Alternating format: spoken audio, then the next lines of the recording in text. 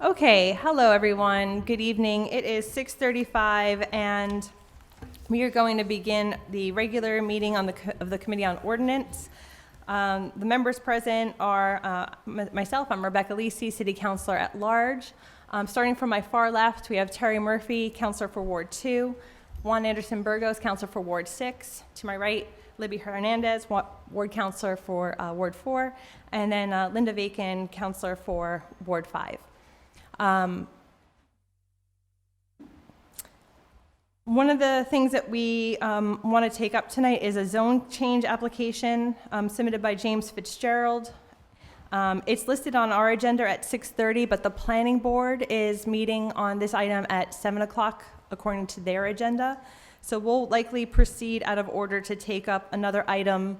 When the planning board arrives, we could put that item on pause and come back to the zone change petition. But I just want to make sure people understand that we probably won't be starting the zone change petition until the planning board arrives.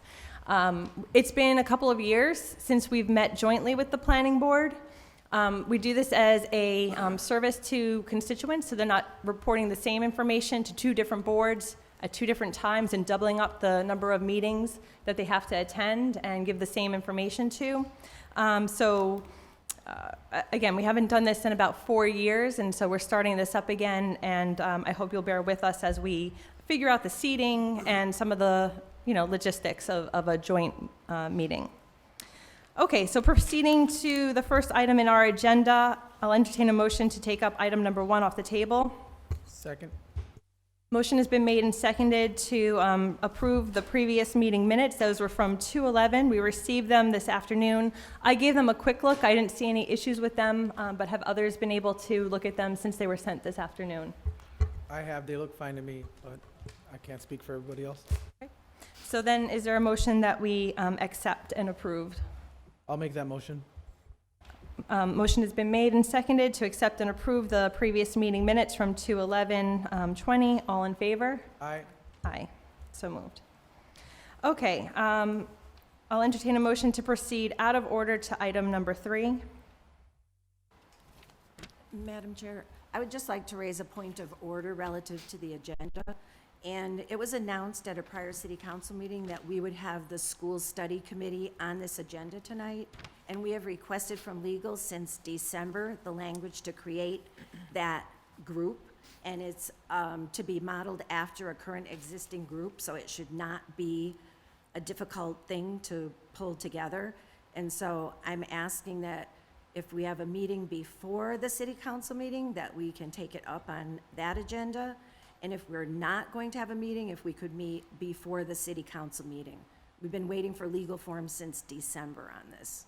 Thank you. Thank you. I'll do my best to figure out a time to take that up.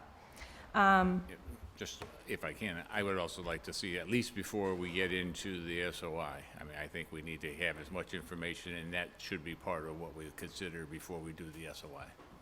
Okay, thank you. Yeah. So then, again, I'll entertain a motion to proceed out of order to item number 3. So move. Item number 3, all in favor? Aye. Aye, so moved. And then item number 3 is filed by Councilor McGiverin, who is also here this evening. And I should note that Councilor Bartley from Ward 3 is here as well. So filed by Councilor McGiverin, ordered that a finance department be created under the leadership of a finance director with details of each to be added to our code of ordinances. So under discussion, I would allow the maker of the order to give some context, and I know that we have some members of our mayor's office here to speak to this item this evening. Councilor McGiverin? Thank you, Chairman Lisi and members of the committee. I did file this on behalf of the mayor's office. I think most of us know that there's been scrutiny by the Department of Revenue of our finance management situation. There's been scrutiny, I think, by the city council of the management of finances within the city of Holyoke, always looking for better ways to do things. Some of the proposals and suggestions from the Department of Revenue involve charter changes, which are much more detailed and much more time-consuming in terms of adopting them and getting before us. I believe there might be something in the charter in the Rules Committee right now. But there are also some other proposals coming down the road. On behalf of Mayor Morse, I filed this as a possible temporary bridge to doing some things immediately that could help us better manage our finances. The mayor's office has been invited, as we've given a heads up to all of our financial team department heads also. Thank you. Seeing that the mayor's office has sent Mike Bloomberg to speak to this item, is there a motion to suspend the necessary rules and invite Mr. Bloomberg to speak? I'll make that motion. Second. Motion has been made and seconded. All in favor? Aye. So moved. Mr. Bloomberg.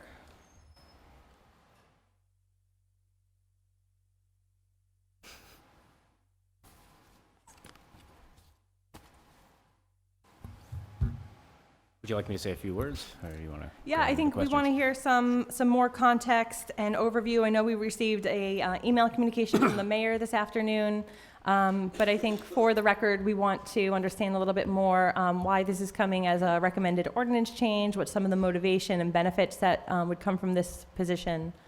And then I know we have a legal form, so either you or our legal counsel can speak to the way the legal form is written and how that would work. I think also big question up in the air is going to be how is this position funded? Mm-hmm.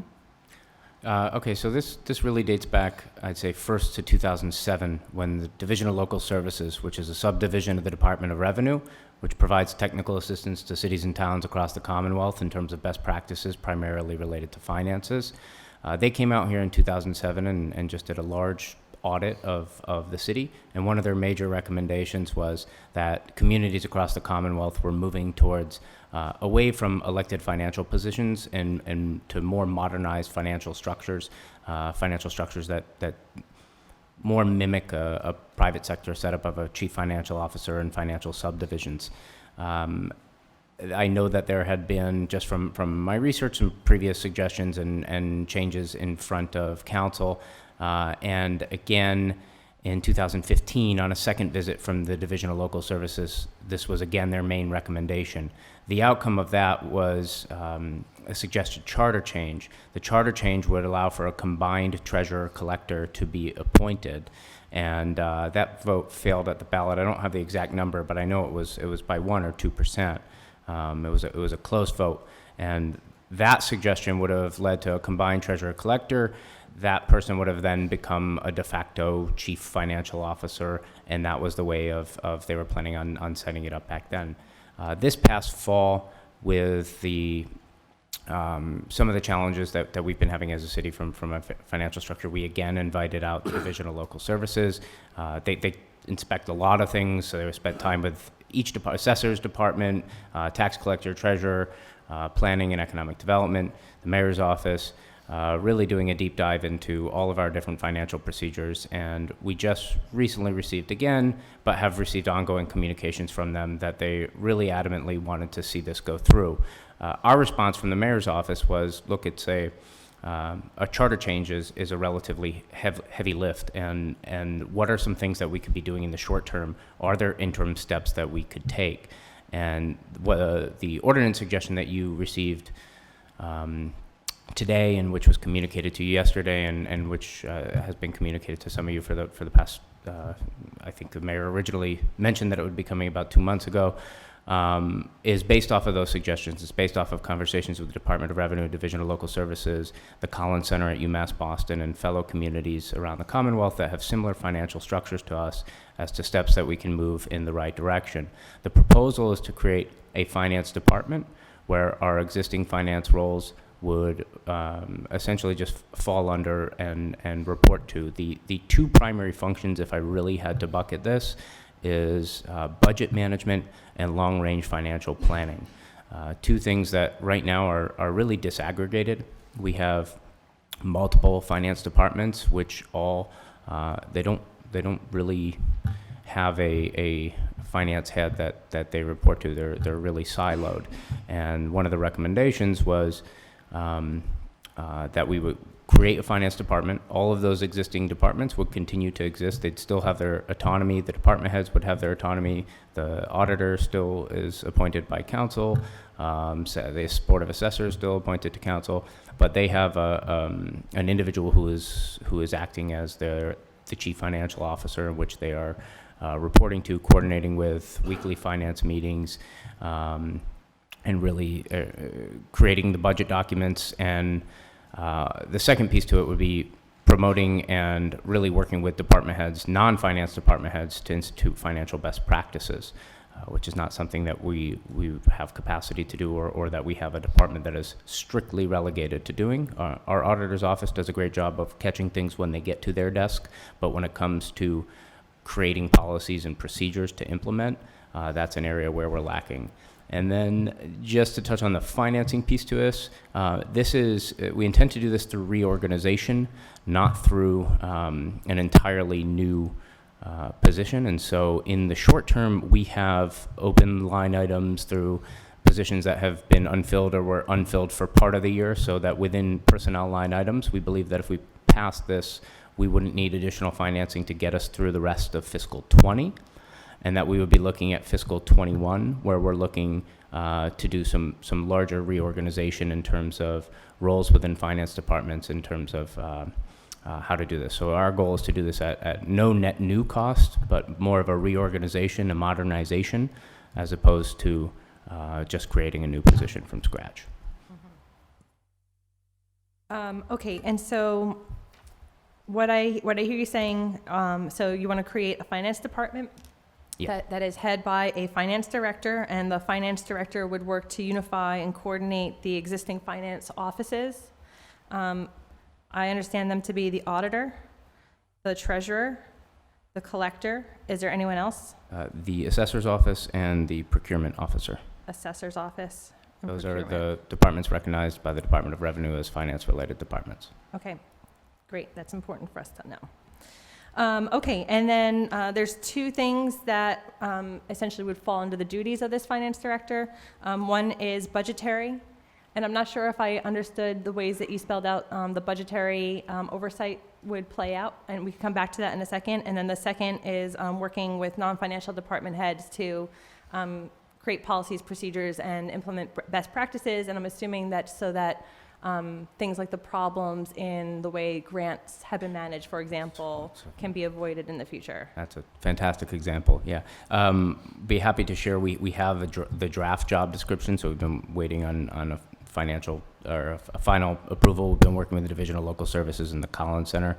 There's, in the ordinance, those are the two things that it calls out as primary responsibilities, but there are significant, I mean, this is one of our longest job descriptions we have in the city, at about 4 pages, to be relatively robust as to what the role of a finance director would be, and be happy to supply you with a copy of that, but right now it's in draft form. So the draft form that you have in front of you is, I'm sorry, a recommendation from the DLS, or something that you're drafting to be more comprehensive down the road? No, it's been created in partnership with the DLS, the Collins Center, and actually our friends in Falmouth, which have a similar financial structure as us, were kind enough to lend us some of their examples as well. And so it's just, I expect this will actually be the final document. It just hasn't, was supposed to see the mayor's eyes today, and as many of you all know, that might have to wait a day or two, so. Okay, so I just want to get a little bit more clarity. So the document that you have that's between Collins Center, DLS, and replicating Falmouth, for example, that is a larger document talking about the way that the different departments coordinate. No, this is just a job description for the finance director. It's a job description. Yep. Okay, I see. So it's a job description for the finance director, and Just sort And of how does it- expanding on the what's in the ordinance. so it fills out the, like, more of a detailed look at the ordinance Yes. language. Okay. Okay, so that I think provides a good foundation for this conversation. Are there questions or comments from any of the committee members? Councilor Bacon. First, thank you for coming down, and I'm wondering if we could have copies of that report that we just received in hard copy?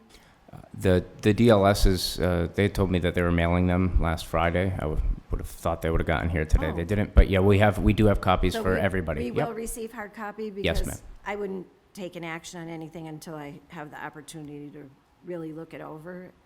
And in terms of the job description, will you be providing us a copy of the draft, or are you waiting till it's more complete? I was hoping to be able to, I can send you a copy of this. I have no issue sending The you a whole copy of committee, this. Yep, right? yep. And so, given the draft that you have, is there anybody in-house that would be qualified, or are you looking outside in your planning? We would post the job description. I do believe that there are people in-house who are qualified for the role, but we would post the job description. And I would further note that if you're going to be able to realize any consolidation, you have to run this through charter and rules to deal with the charter, with the treasurer position in parallel Yeah. process. So we wouldn't be looking at any short-term consolidation with any department head roles. We want to do this in tandem and then lead up to potential consolidation at that level. When I said consolidation, it was not at the, not intending at the department head level. So what would you be reorganizing then? That's still, Clerical people? that's still being discussed, but certain members throughout City Hall in certain roles. I mean, this new job description, this new finance department is going to provide small lifts, taking different lifts out of each different finance department, and consolidating it into one financial manager. So, but it has not been determined which which roles would eventually be eliminated. So from a financial point of view, we don't have any handle on that at this time.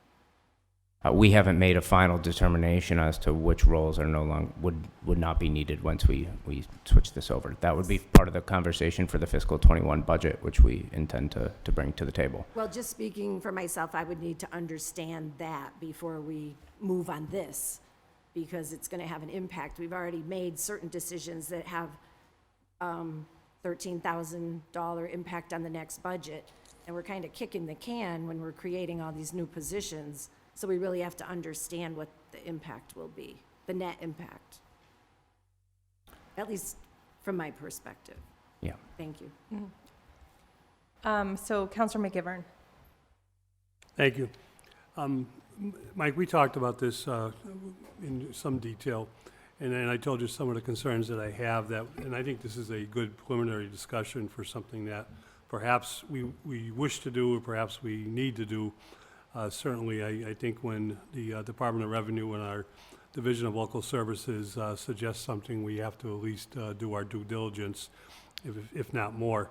I did speak with Matt Andre about some other issues with the local division, and they're not quite prepared to come before the Finance Committee to discuss a lot of the deficiencies that are going on within the management of our finances itself and what happened this past year and what has been happening over the last 5 years. Their team of experts, I guess I would call them, and technical support are about finished on their project, which I think might include part of this proposal itself too. And they will be coming before us to present to us in detail, their findings and to answer our questions about what happened and where we are. Some of the areas that I think we have to watch out for besides salary, I think that's important, is this individual going to need a staff of their own? In the short term, no. In the short term, this person is a primary leader, and the staff is essentially the staff that staffs the individual finance departments. And so this person is essentially a point of contact, the leader of a finance department, and de facto, their staff members would be the staff that supports the audit department, the collectors department, the treasurer's department, et cetera, prior to any charter change. Now, we do see this as a stepping stone to potential charter changes, which would then lead to reorganization at that level, but we wouldn't see that being needed. Which is down the road, but I think we got to be careful about not creating two chiefs when it comes to day-to-day operations, because the treasurer, the auditor, certainly the tax collector, the assessors are the managers of their staff, and they're not going to be reporting to this person, but working with them. That is correct. With a different goal in mind, I get, but that's the only way it's gonna work. I've said it before, and I think the relationship with all the department heads and with the city council is important, but the relationship with the mayor has to be looked at carefully. The mayor is, I've often called him the chief financial officer, but the mayor is the only person by charter who can appropriate money within the city of Holyoke. And he can only do so if this body approves the appropriation. That comes in the form of an annual budget, transfers during the course of the year, adjustments during the course of the year. If the mayor is still going to have those responsibilities, what relationship is the mayor going to have to the finance director? Well, the finance director would be the point of contact for the mayor when it comes to anything finance related. So that's whether it be long-term capital planning. I mean, we've had many conversations in this room about how we would go about financing middle schools, or when it comes to the budget, what is the status of our tax recap? Why are there outstanding grants? Right now, those are questions that are pieced out and parceled out among many different departments, and often lead to a full-time job just trying to track down individual answers and piece together those answers from the departments. And I would just bring this back to, this wasn't essentially the mayor's idea. This is coming from the mayor's office, but it's also not just something that comes out of a report that we received last week. This has been requested and suggested, and now a third time highly recommended by the state since 2007. So it's been 13 years. And I know the Department of Revenue, I have a call with them tomorrow. They've said if you all have any questions or suggestions, they would be happy to come out specifically to this issue. We are lagging behind every other town and city in the Commonwealth on this matter. It makes day-to-day operations that much more difficult, and it's really why we're committing and not saying that this is a new position that we're going to need new funding for, but that we honestly believe that a reorganization and the capacity to do what's in the best interest of the city, for a management structure that is in the best interest of the city, to help deal with some of our real challenges. The grants management being just one major one that can cost us over $1 million if not done appropriately. And we can revisit this year after year, but this is, if I had to say, by far the position that would have the most positive impact on the city right now. And I think I agree with the DOR from a point of view of management of finances and so forth, and certainly I understand that the failure of the combined tax collector treasurer at this moment, department is part of making that very difficult, because the other area we have to be very careful of is checks and balance. What DOR does not recognize is we have an incredibly unique charter with built-in checks and balances to the finances of the city. And that makes this body much stronger than many bodies, similar in other communities. And it's an old charter, and something that you don't see nowadays. But if the mayor's going to continue to be the chief appropriating officer, I think we have to respect the charter and make sure that we don't throw out the checks and balances with the water, because it's something that we are keepers of, and we need to make sure that they understand that. I talked about Andre briefly today after reaching out to him for 2 weeks. No input has been sought by DLS from the city council over the past few years. We've received emails. It's time to come to us and work with us and hear what we have to say. Council Bartley. Thank you, Madam Chair. Mr. Bloomberg, happy to see you. I'm going to make a few comments, and just got to, again, not to be pedantic, because I'm not, but it's a fairly newer ordinance committee. There's a little sprinkling of veterans there, but they're two very new members of that. And that's the way the committee's made up, and that's okay. But the ordinance committee is a first blush at changing laws in the community. So I'm going to say a few things. And Mike, anything I say is going to be with constructive criticism. This is not a knock, because we just got this for the first time. I just got it for the first time yesterday. I don't know anything about 2 months ago when you had meetings.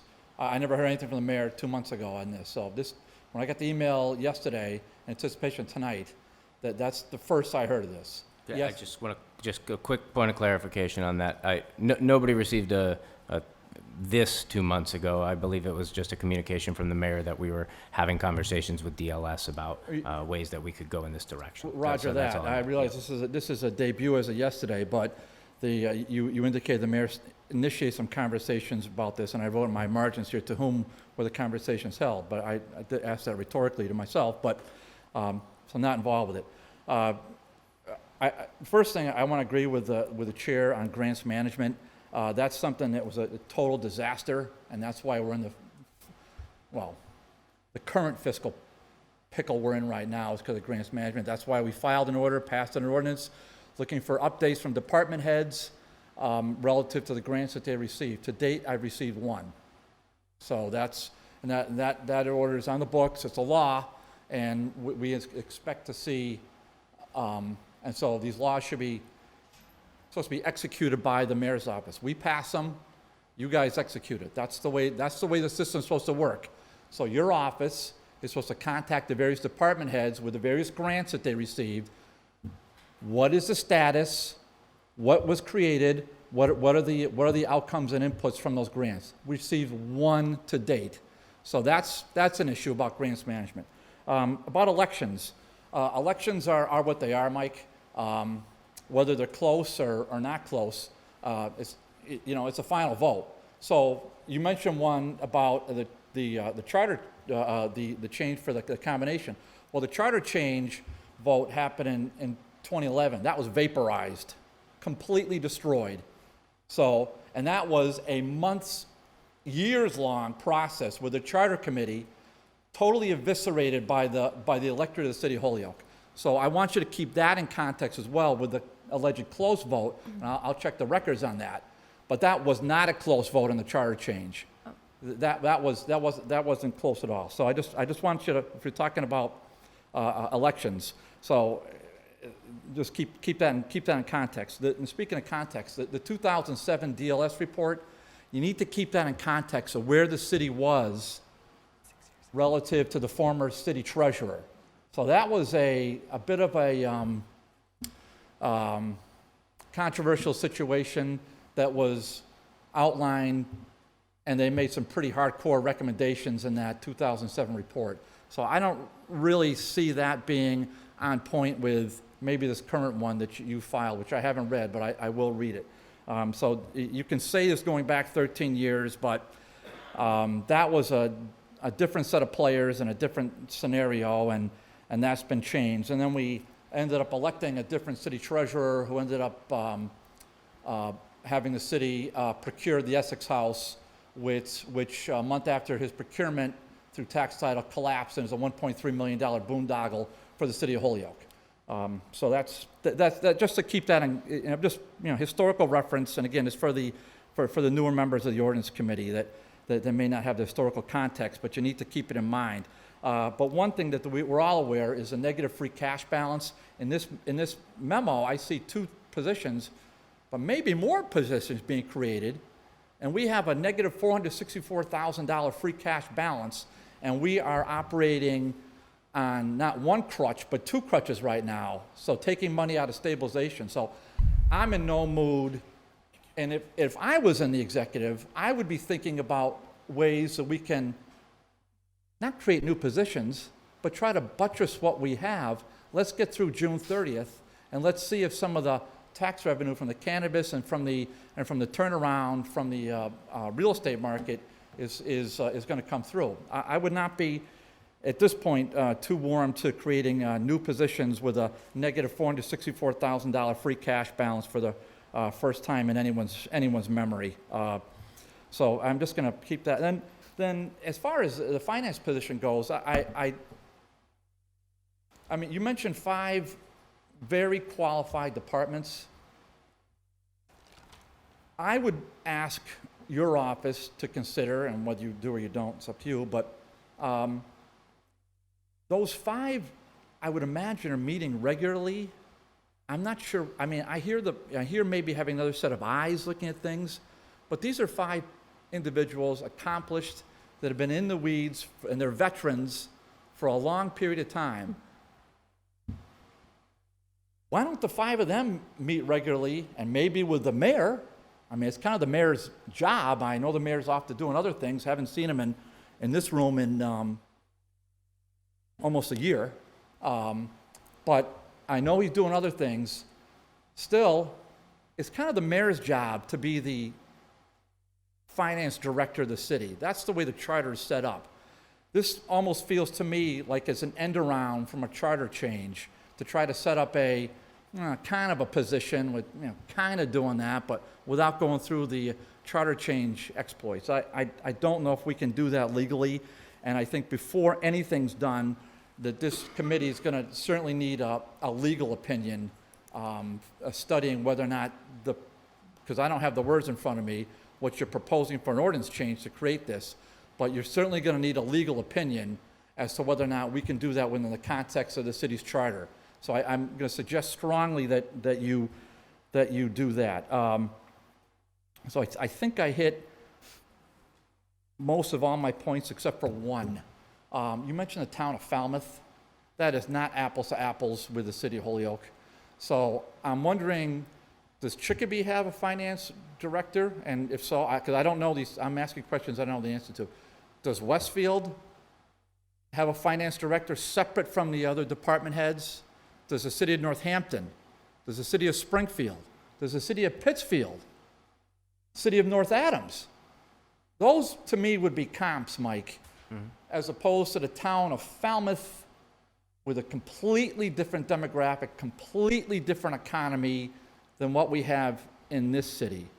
I don't know if that's true. I don't know what their experiences are, but I would hope that the Collins Center, it's a very credible organization, is looking at those municipalities, because those are more on point with what we are, in my opinion. Thank you. Could I respond or no? I'm going to say a few things, and then I'll let you respond, and then I have Councilor Murphy and Vacan and Q. So I just want to point out that I think while we did have a broad charter change committee propose a number of citywide charter changes in 2011, which failed drastically, there were also 3 different charter change questions, and I believe it was the 2014 or 15, I can't remember which year it was, but it was the same ballot that had the 4-year term for the mayor, 4-year term for the city council, and that's the year that they had the treasurer-collector combination as a charter change on the ballot, and that one failed by a very narrow margin. And again, I forget if it's 2014 or 2015.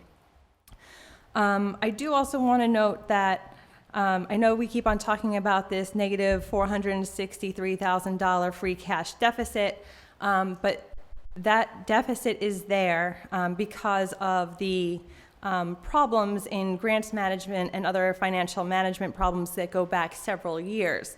So while the free cash that we earned this year was $1.3 million, that's on par with what we've been trending in recent years, the Department of Revenue and DLS took money to repair the financial management problems that were pervasive for a number of years that brought us down to this negative $463,000 free cash deficit. So I just want to make sure that it's clear. It seems somewhat, circular in terms of an argument. We're losing money to DLS because we have poor financial management structure, and so I think in some ways this is an opportunity to, get out of this deficit loop. And then finally, and I think that Mr. Bloomberg, you could probably speak to this a bit more, but I understand that the finance departments are currently meeting. I don't know if it's weekly or monthly, but I do understand that they are happening and that there is a degree of coordination between the departments, or at least a degree of information sharing. I'm not sure the level of coordination that's happening from there. So maybe you could speak to that, and I'll pass it over to you. Yeah, the finance members meet on a weekly basis with the mayor, they meet on a monthly basis.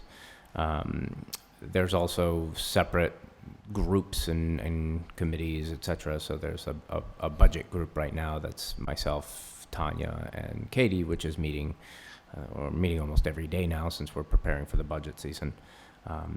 To Councilor Bartley's point, I think it's a good one. I can see the misunderstanding with Falmouth. So we have spoken to multiple other cities that are much more comparable in terms of size and demographics. They've moved to this chief financial structure.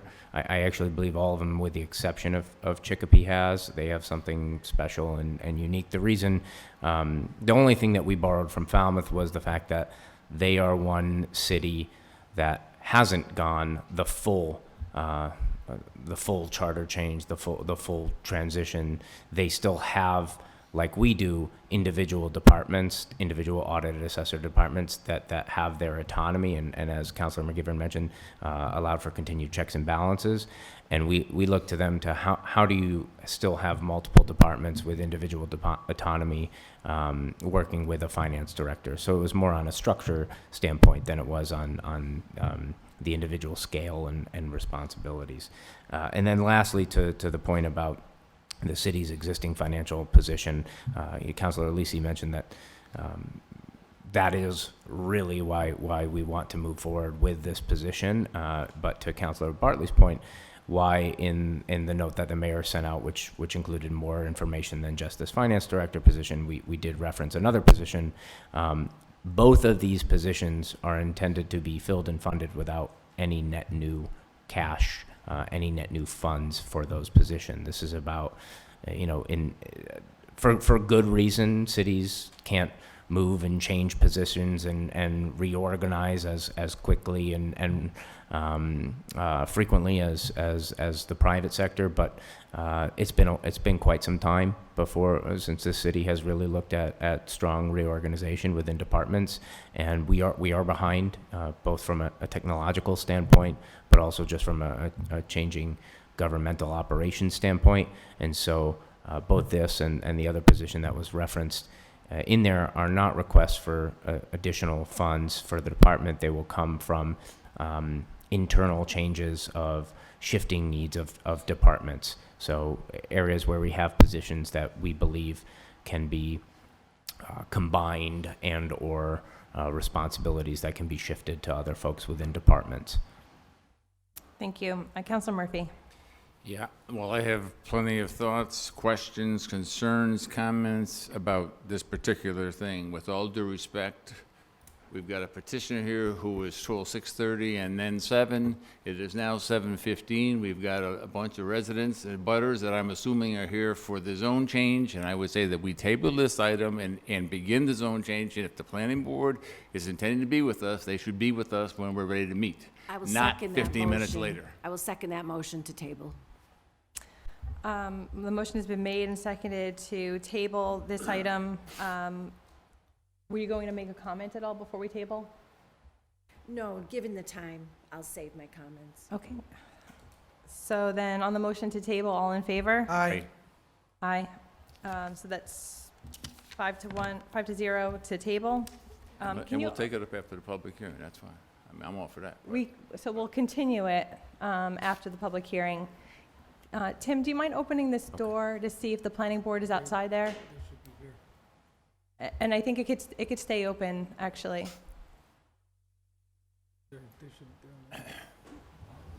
So just to clarify, tabled Okay. for later this evening? We're going to continue the conversation after the public hearing. All right, thank you. So come on in, planning board, we're having a joint meeting, so take your places at the table that we've made available for you. She can sit wherever she needs to.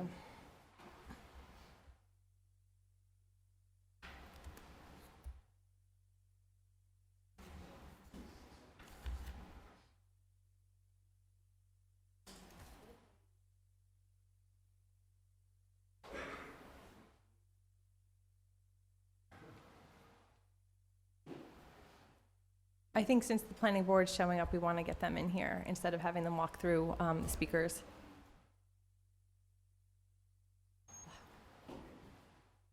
Welcome, come on in.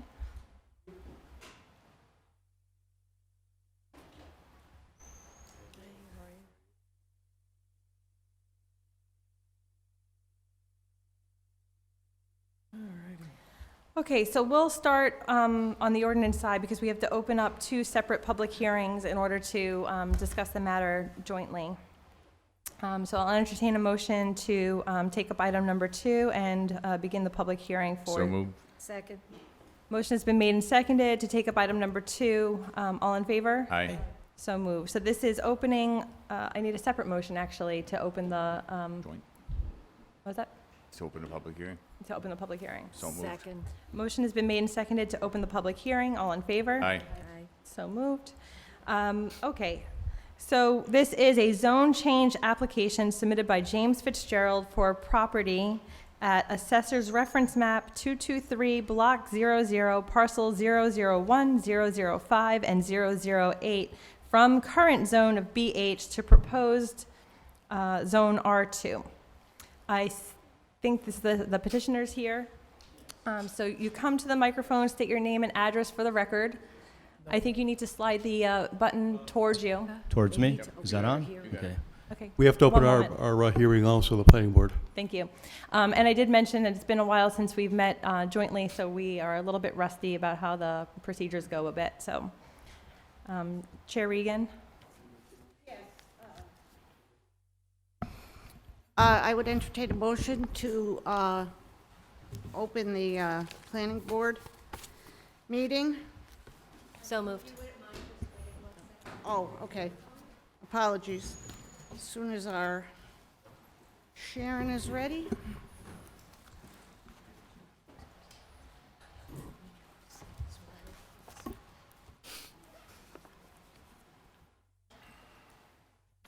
Ready?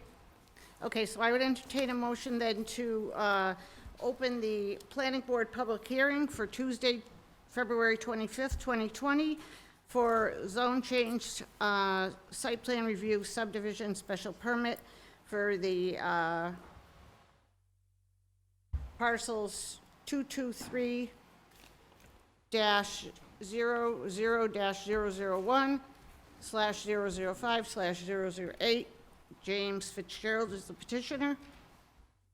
So moved. Second. All in favor? Aye. Aye. Opposed?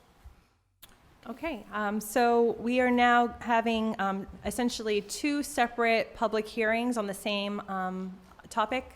The petitioner is before us, so come to the microphone, state your name and address for the record, and then just briefly explain why you're looking for the zone change. Yes, my name is James Fitzgerald, and I live at 439 Northampton Street in Holyoke.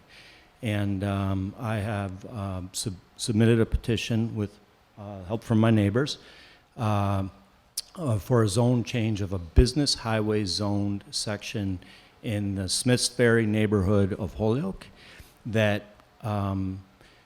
is a very quiet residential neighborhood that is all residential too, with the exception of two parcels, one that's further away from where we all live, and one that is in between most of our property. And I actually have some boards that have pictures on it. I'm not sure, because of their size, I'm not sure what the best way is to display them. I think maybe even if I just lean it on the gate here, you'll all be able to see it. I have some handouts too for my neighbors that, Catherine, if you could pass those to these folks. I have a copy. There's an easel right here. Yeah, You're I'm right. just worried that if I put them up on there, they're gonna block me.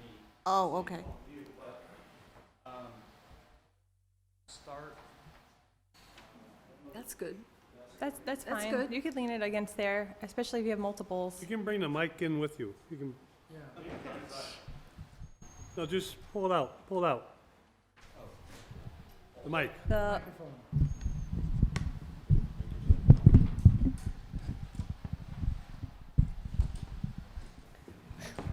Okay.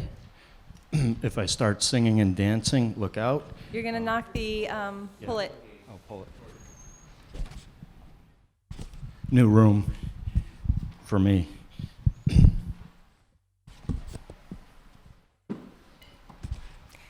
copies of this I for do. the committee members? I brought 10 copies. I wanted some to pass out to my neighbors. Can we I have do one some- for I each? do have, can I have two? Here, let me set that down. That one's all rolled up.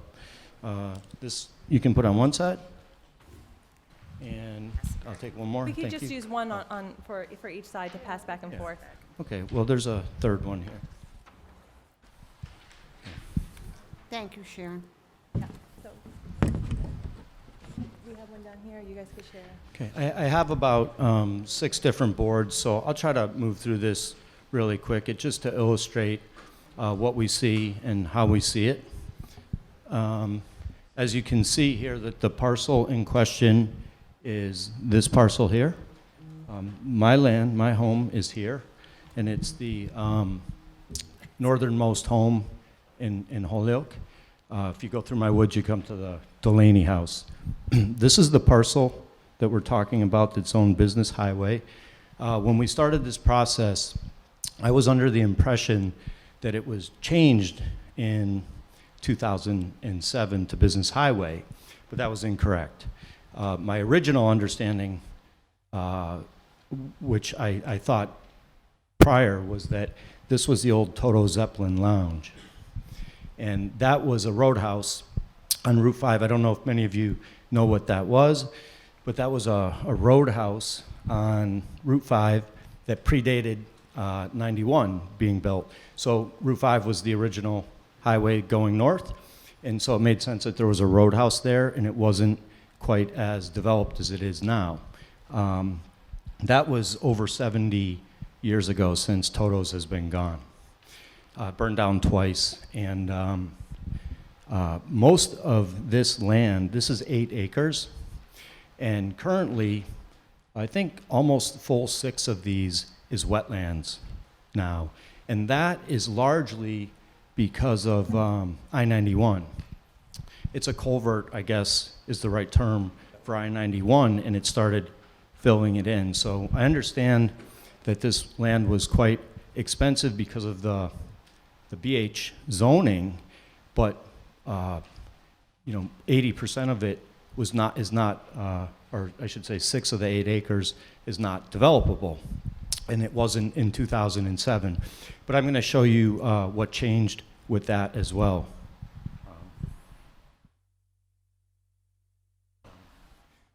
This board, I just wanted to show this real quick. I won't spend much time on this. This is from 1917. And it was originally, the reason I'm showing this is because of the paper streets that are here. This road, Juniper, was never enacted. It was going to be about 6 different lots going up the hill, but 91 cuts through there, and this is where the wetlands have come in. What's important about Juniper Ave is it's my driveway, and it has been for 104 years continuously. The house that I live in is up in here, and it abuts the Mount Tom State Reservation. Delaney House is here, and so it's been using that driveway continuously. This lot here now is part of my property, so this is no longer that. But the original development was to put these 2 streets in, and there was about 4 different lots in there. Again, it's all wetlands down in here now. So I'll keep going. Let me take these down.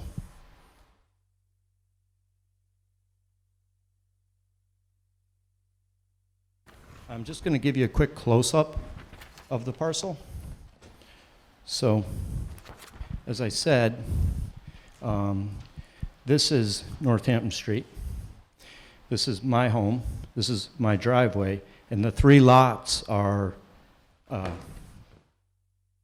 need another hand with this mic, here, here, and here. This is all gone wetlands. Most of this is gone as wetlands. And what I'm going to show you is that I did speak to the engineer on site when they were out here looking at the wetlands, and they've grown significantly since 2007. And if one thing I also thought was interesting about that map in 1917, I showed it to my dad, And I knew that I have deep roots in Holyoke. I'm 5th generation Holyoke. We're talking potato famine. Excuse me. But what I didn't know was I knew I was 3 generations deep in Smiths Ferry when I bought a house there, and I moved there. What I learned, though, from my dad was that it's actually, I'm 4 generations in Smiths Ferry. My great-grandmother was who lived there. My grandparents moved there. My dad grew up there. He caddied at Holyoke Country Club. I grew up by McMahon School, but I've since bought the house out in Smiths Ferry. And so that was what caught my attention. And I didn't have to look it up. My dad knew the story.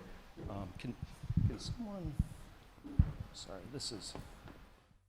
these boards are not liking this easel. May need some help here. This is not smooth, thank you. Yeah, okay. So anyway, so this is just a close-up, and you'll see on the wetlands map that I have what's happened. I do have, my neighbors are here, they're very close to this land, but I'm going to get to that in a couple minutes. So you can put that one down. And this is,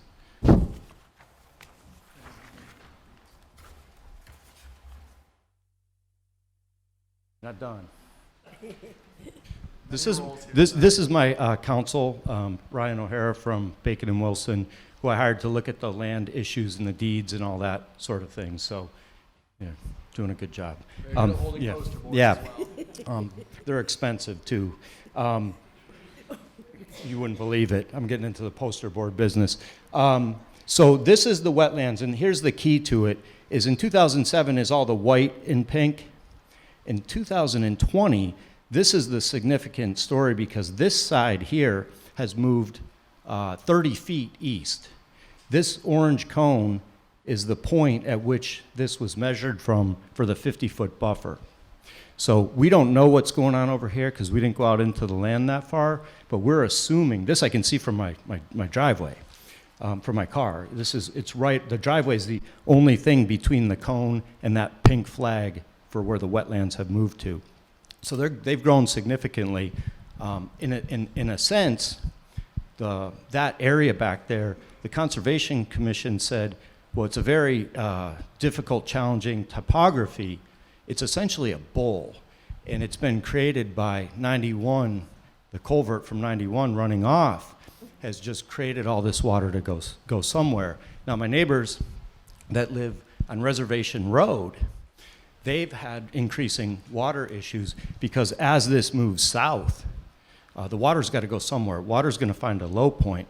This is a plan that was in place to develop this business highway in 2007. Now, I don't know if this plan is alive now. I don't know if they're bringing it back. I don't know if it matters.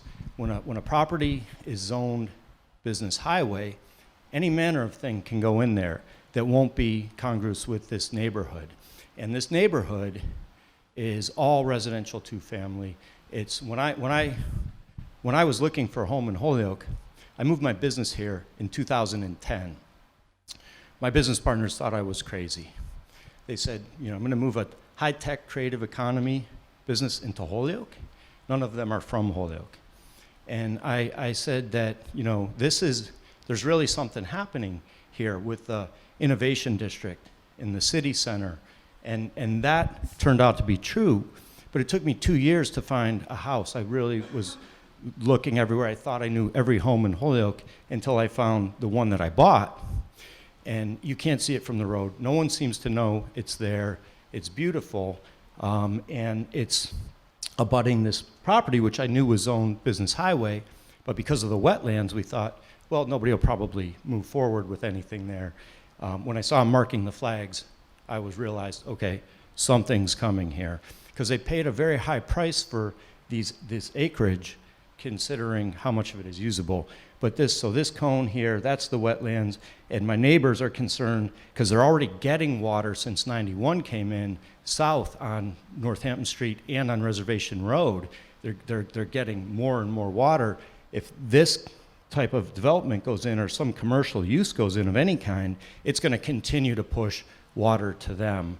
I think one of them said they have a stream in their basement, and it's getting worse. So I think, even Councilor Lisi, I don't know if you're getting water here at the far edge of that point, but so anyway, that's it for the wetlands. You have a copy of that.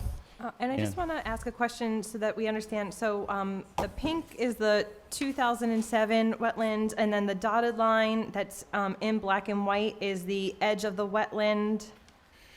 So And then the new purple lines are where, the dashed purple lines is where the edge of the wetlands is in 2020 today? I'm not looking, thank you. If you look at that board, the black dotted lines were the old 50-foot and 100-foot buffer. And then the new purple one's just estimating about 50 feet based on where the new line Wetlands is. are? Okay. Yeah. So yeah, that black dotted line is where the original 50-foot buffer was in 2007. The first purple dotted line is where is approximation of about where it would have moved to if it moved 30 feet. And then the 100-foot buffer is the outer line.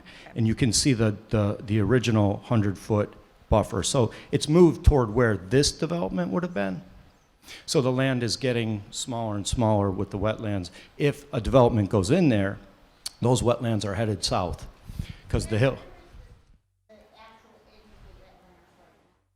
The last purple flag is where that dark purple point is.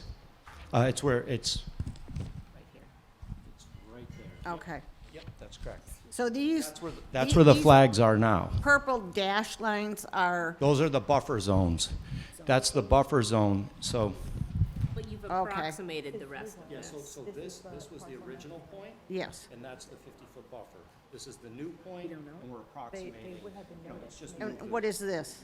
This is the 100-foot buffer, and this is approximation on the new 100-foot. Got it, okay.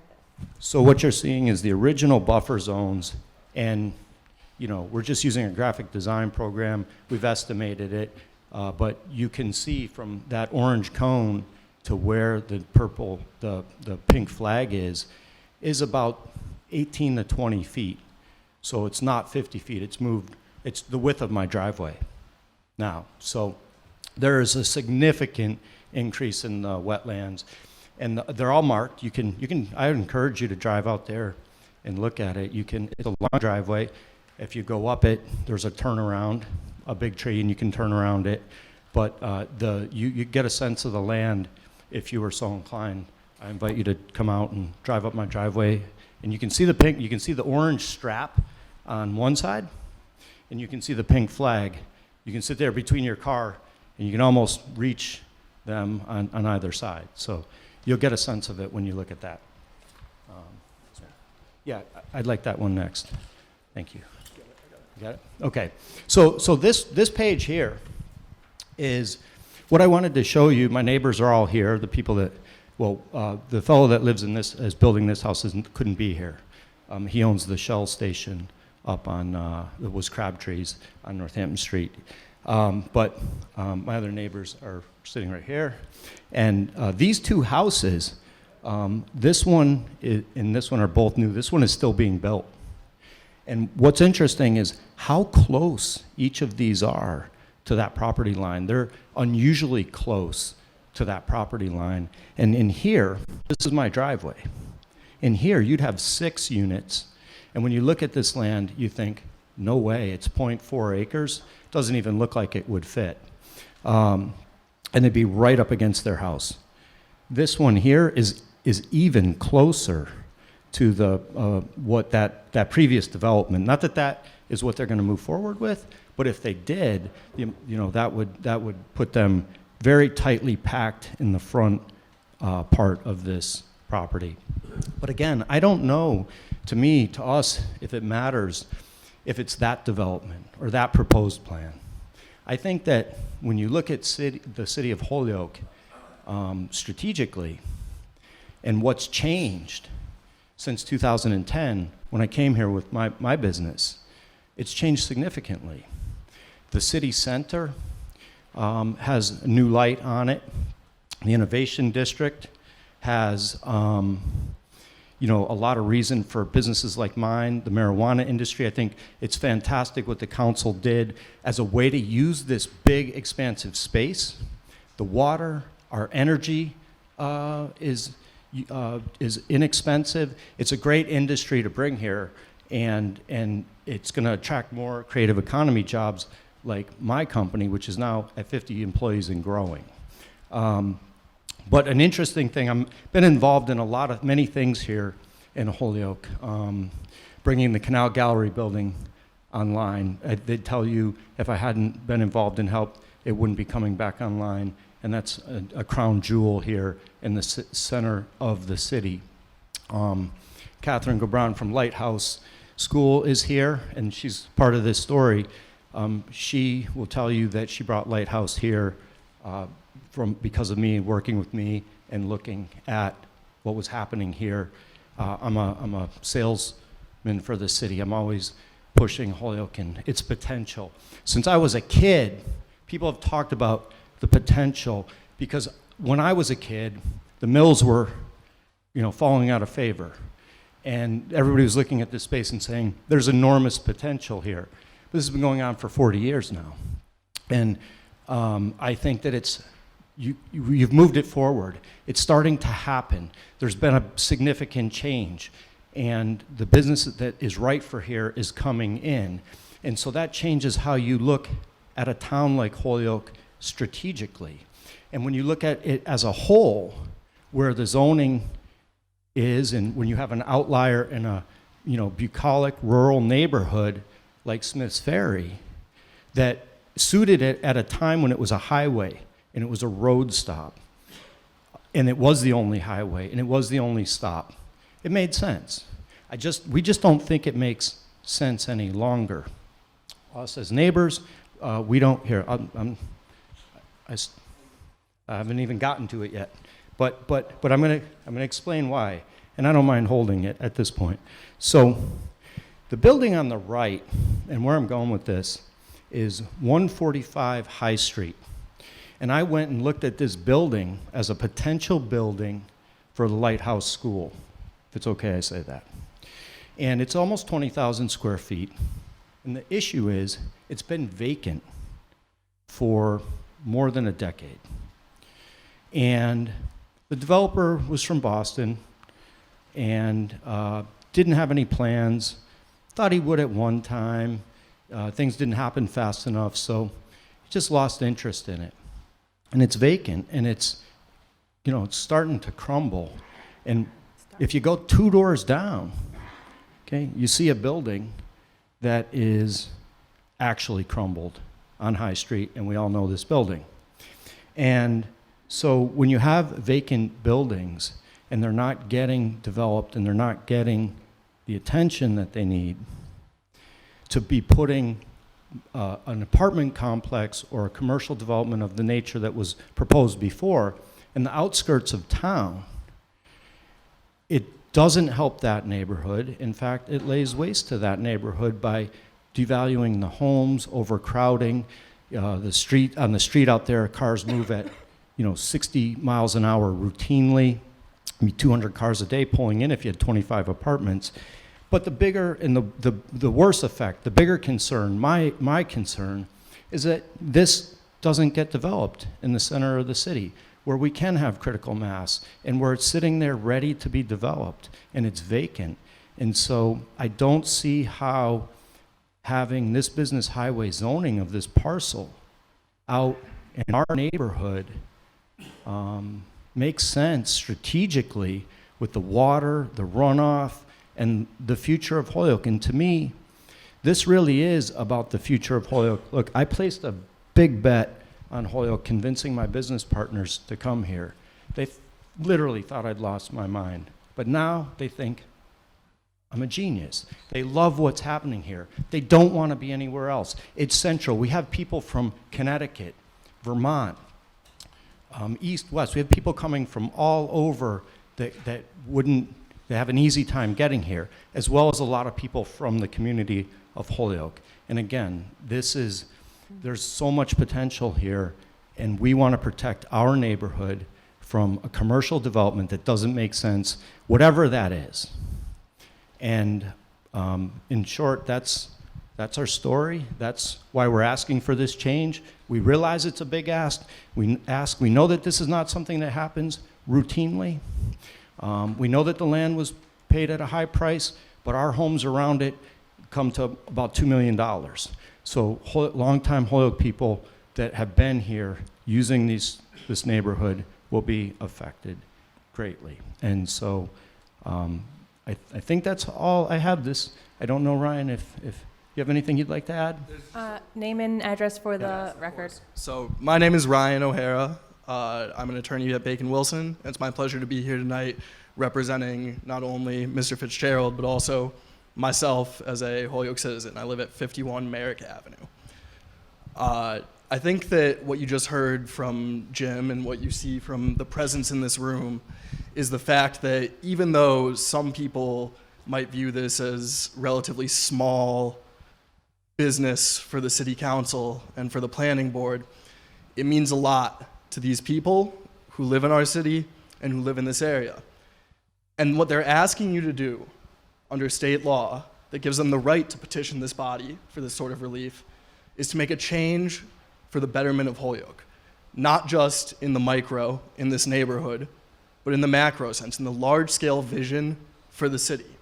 So, Jim did, I think, a great job laying out kind of the facts on the ground of this parcel, so I won't waste my breath describing exactly the neighborhood. I think all of us who live here have a sense of what Smiths Ferry is like, and I think all of us who live here have a sense of how much the city has changed since the zoning ordinance was enacted and since this was originally zoned business highway. Jim mentions a roadhouse. I have to be honest, and I might be reverse dating myself. My only reference for a roadhouse is Patrick Swayze. So it is a little bit of a foreign concept to me, but what I do hear is that Route 5 back then was the highway to Northampton. What's changed since then? Interstate 91. It made sense back then to have business highway zoning in some places along Route 5, which was the highway. Now, where the highway is and where it intersects with Route 5, really in the closer to the city center along that stretch of Northampton Street, that's where business highway development belongs, and it's zoned appropriately there. I think when you look at this neighborhood and you look at the difference in uses, and that's why he hired the lawyer to come here and talk the technical stuff, the difference in uses that are allowed in the business highway district and an R2 district are what really, I think, drives this home.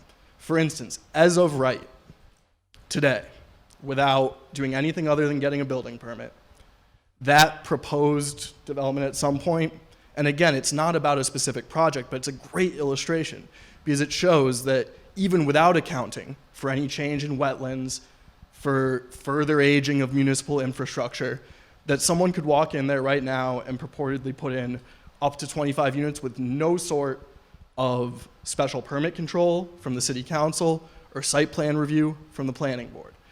You don't need to just look at, and in fact, funnily enough, residential 2 zoning is more appropriate for that sort of development on this parcel because it opens up the possibility of a planned unit development for which the city council can issue permits.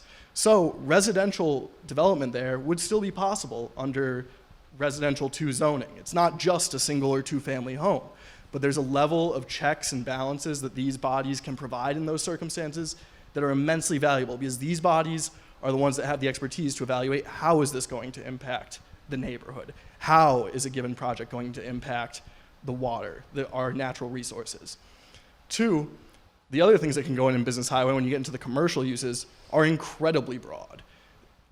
As of right, you can have anything from a general commercial use, pick your poison, whatever it might be, to small-scale manufacturing under the zoning ordinance. You can have an amusement park as of right in business highway districts. That's just not the type of uses that fit with the neighborhood of Smiths Ferry. And finally, I would just speak to the macro sense here, of what makes sense for Holyoke as a whole. And you look along Route 5 in other business highway zoned areas, and you see places where really we should be trying to attract that sort of development. You look in the city center, and you see places where we need that sort of commercial property stock, and we need to direct people and investment there. And having this true anomaly of zoning out somewhere so far from where it makes sense to have in modern conditions of this city, business highway or commercial uses, just doesn't make sense. So we would ask that this body, both of these bodies, vote to recommend the change to the full council. I do appreciate how many members of the full city council are here this evening as well. Thank you for attending. Thank you all for your time, and we would just ask that you make this change for the betterment of Smiths Ferry and the betterment of Holyoke at large. And I'm happy to field any questions or cede to other public input. Thank you. And just one other thing, I do have neighbors here. I don't know if it's appropriate for them to speak if they have anything they say. We've been meeting on this and talking about it, and It's a public hearing. I think before we invite the general public to speak, given that this parcel is not yours, I'm assuming that notification of the public hearing went out, and I think we want to know if the property owner for this other parcel is here. No. Do we have any correspondence? I haven't received anything.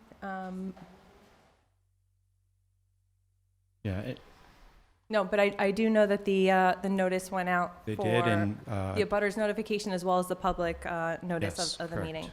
Okay, if you don't mind, I would ask you to replace the microphone at the stand, and then we could allow people to come up to the microphone and speak either in favor or against the zone change that's before us this evening. Just a reminder too, to please state your name and address. For the record, the meeting is being recorded, so it's very important that the transcriber has that information. Thank you. Thank you.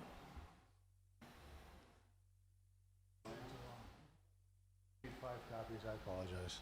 I didn't expect this many people here. It's a quick read. I highlighted everything I'd like you to look at. We'll just take one for the jacket. My name is Tim Hamill. I live at 35 Reservation Road in Holyoke. Our property directly abuts the wetlands that flow through there. My wife's family has lived there since 1963.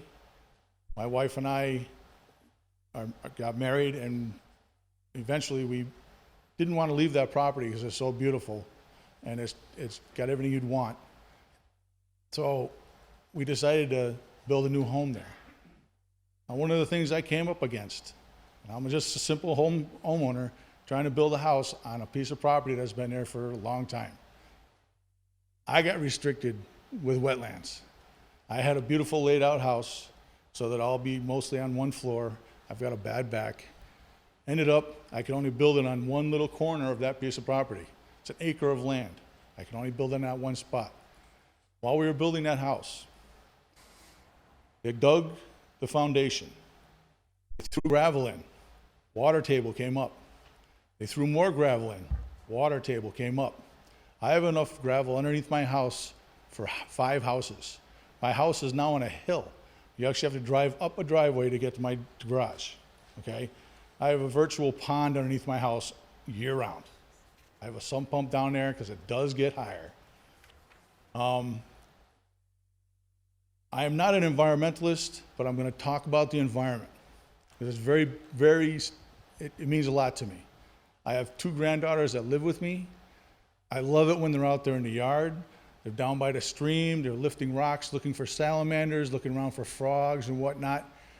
It's beautiful. Now, one of the things I handed out to you was the Audubon Society's view on this matter. This is just the salamanders. There's also frogs they worry about. They're being decimated. And Western Mass has one of the strongest population in the state. Eastern part, they're pretty much done. They have nothing left. Now, the vernal pools that are created there are very important to these salamanders, frogs, to repopulate themselves, okay? Now, we talked about the wetlands, how it's been encroaching. It has been encroaching. The pond behind my house, it's basically there a lot more than it used to be. It used to dry out for a good portion of the year. Now it pretty much stays at a pretty good level. My biggest concern, because what kind of irked me was when they put that solar panel system in up there on Route 5, quite honestly, they didn't know what they were doing. That fenced off 5 acres piece of land blocked so many animals from crossing the river and coming into our backyards and going up to the mountain. It disgusts me, because I used to be able to sit on my back deck, and I do it a lot with my bad back. And I'd watch every type of animal you can think of. The bears didn't bother me. The deer, beautiful. The baby deer running up and down the hill, going through the pond, because it's not a very deep pond. So, I mean, they're no longer there.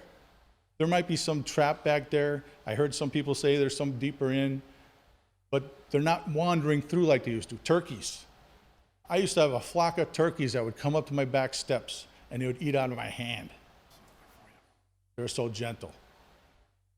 I haven't seen them in 2 years since they built that solar panel system. So where that solar panel system actually lines up exactly where this piece of property is. So now for somebody to try and build some monstrous thing up there, move land around, block the wet water, what's it gonna do? What's it gonna affect? Can they guarantee anything? No. And not only that, the chemicals. People use chemicals on their lawns. People use chemicals in their cars. Who around here is going to be watching these people up there that are taking their oil and dumping it out in the back because, oh, it's just wetlands. Nobody cares. I care. Majority of the people that live in our neighborhood care. So I'd really appreciate if you take it under consideration, read that. And if you want to look up more, like I said, there's frogs, all kinds of animals that are affected by these vernal pools that appear in our backyards. I appreciate you listening. Thank you. Thank you. And yeah, feel free to just keep coming to the microphone one after the other. Anyone else who would like to speak in favor or against this zone change? How you doing? My name's Tim LaFave. I live at 51 Reservation Road. My land abuts Tim's. The stream runs in between our house. Now, my daughter is the 5th generation to grow up in that house. That house was moved from where the canoe club is now, and it was at the time just a driveway for the farmer who owned all the Mount Tom State Reservation. I also had the turkeys used to come to my yard. I never could figure out what happened to them and why they never came back, but like he said, they'd come right up to us and eat seed right out of our hands, and there'd be 15, 20 of them. We don't see that anymore. And what I'm really concerned about is him and I share the culvert, because it is a culvert. It's the only drain on the street. From Route 5 down to my house, it's on an angle where all the water comes down and drains into the culvert. And then when you have serious rain, everything from 91 just comes flushing down the street. I have videos of it, like 4-foot wide mud streams just coming down and going into that drain. I've walked all over that area. I've been up there since 1989. And I know for a fact that the place where they're talking about, it's just a giant bowl. And part of that is just because 91 has, and I've walked the fences and I've seen them, there are drain pipes that are like this big, and they sit out like maybe 6 feet over the edge of the cliff. And it's all the drainage. And one time I was working at the Jericho, the older gentleman, Lou, turned and looked at me, and he goes, "Who keeps dumping all the oil into there?" Because they have a little pond back there for the kids. And I said, "Well, it's not us." I said, and it's all just runoff from the highway. And it's all getting in there. But my biggest concern is I want to know where the displacement of all that water is going to go besides on my property. I don't think you can take 2 acres, pave over it, and just forget about where the water is going to go. I don't think it's fair to me. I honestly don't think it's fair to Jim. It's not fair to Tim. We have to deal with that stream on a regular, or the culvert on a regular basis. So I guess that's about all I have to say. But just remember that it is a bowl in between all the houses. And somebody was talking, Jim was saying it was a road stop. Well, actually, there used to be Lynch, where Lynch School is. That was a roadhouse. Yankee Peddler was a roadhouse, but that you went to the wagon wheel up to Cherry Street. Route 5 was just a dirt road. And it was the wagon wheel, whatever, express. And when you're coming down towards our area and you're coming out of the S's, there's a unique little stone building. It's got, you know, it looks like a little gingerbread house. Well, anyway, back in the day, that was a gas station. And then when you went further down the road, probably 4 houses away from Rebecca's, was a tire place. You know, so you got your gas up there, you went down there and fixed your tire. But all of that is gone now. And, you know, it was always nice, but there's already too much runoff up there now. And I just can't see how anybody can put down like a 2 or 3 acre pad for parking and expect that water not to come onto our property. Thank you very much. Thank you. Other speakers?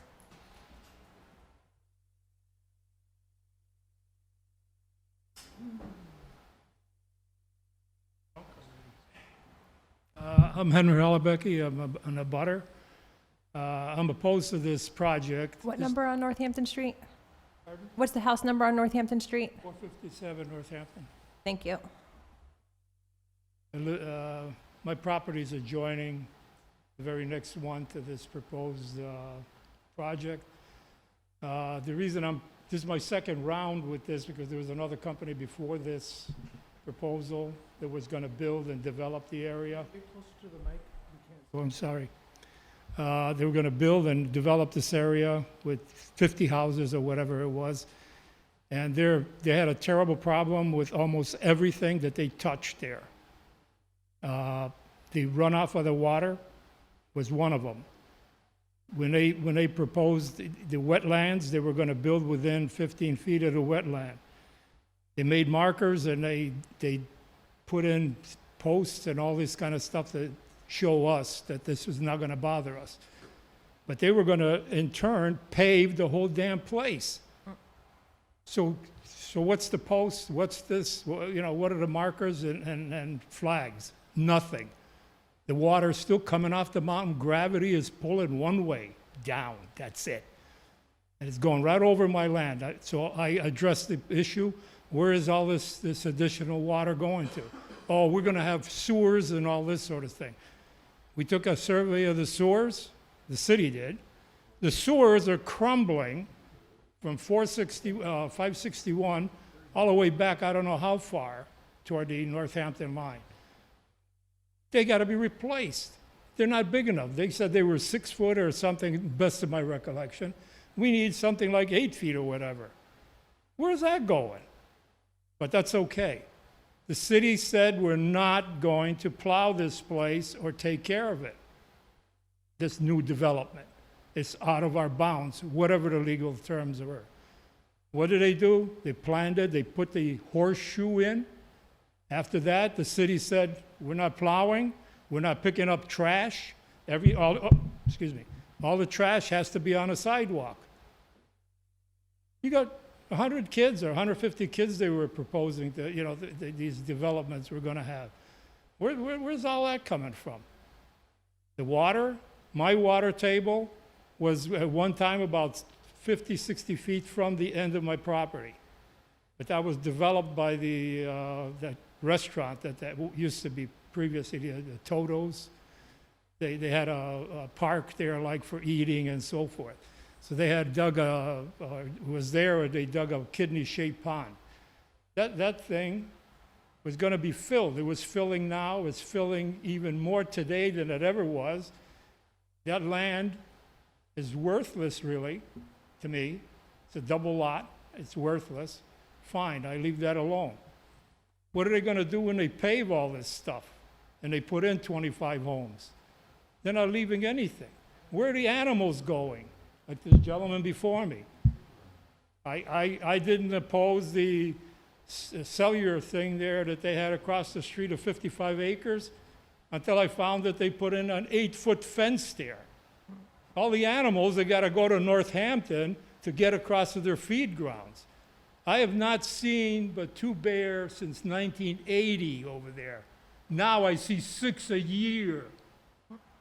And all other kind of creatures. I mean, they disrupted the whole thing. Now they're clearing land next to that. They clear cut it. What's going to happen to all that? Don't we in the city think about the little critters or the animals that we're supposed to be responsible for? I don't think anybody really cares because they're out there doing whatever they're doing, but they're in my backyard. I don't like it. When I bring the trash out, I don't expect to see a bear on my patio, as my brother could attest to. The thing was very big, very old, and very ugly. Okay, it wasn't a teddy bear. But through all of this development thing, great, you know. I have no opposition to putting homes in there in the proper order to you know, don't make it look good.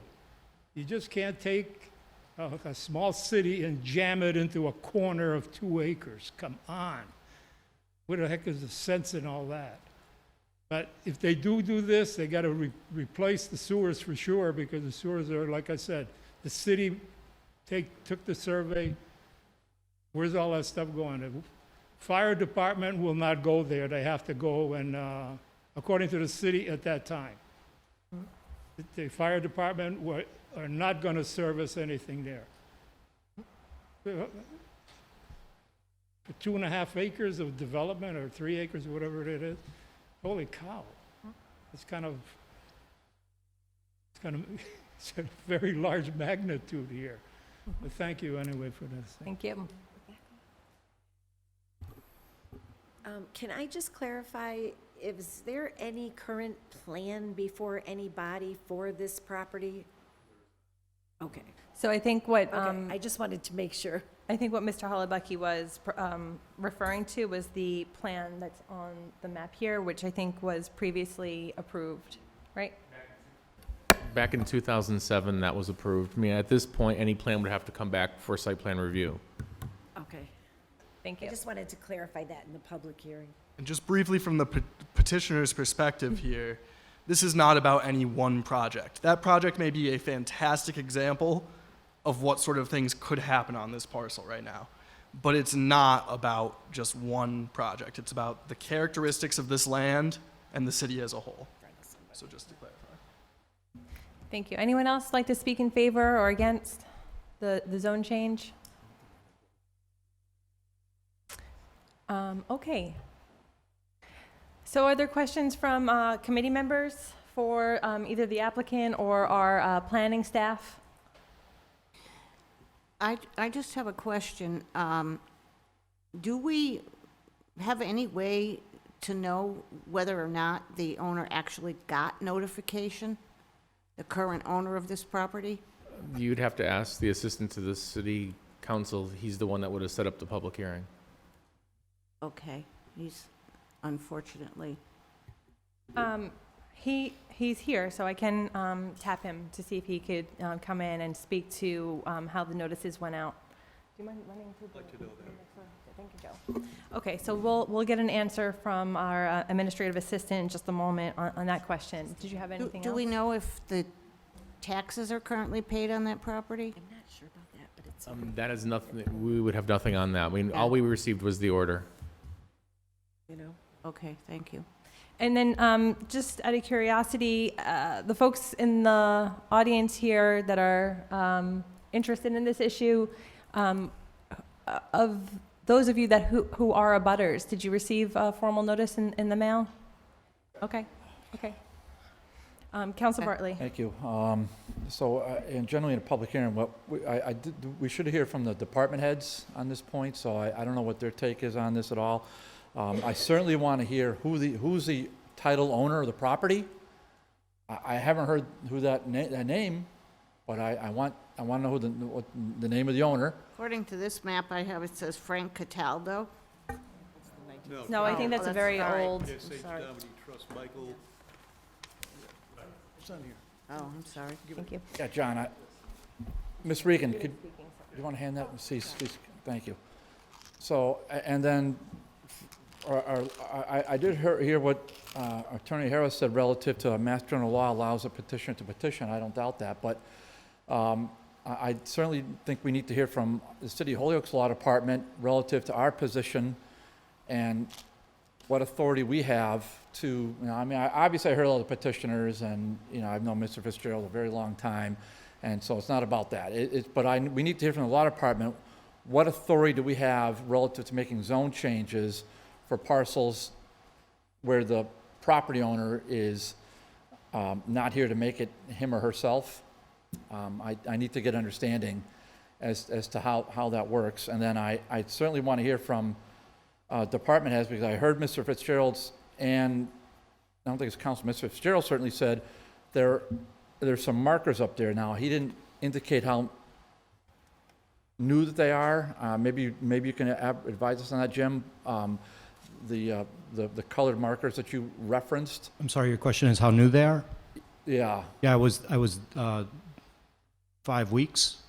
The engineer from the company that the property owner hired was on the property, putting the flags on. He explained the fauna there that was specifically that they had tied the pink ribbons to.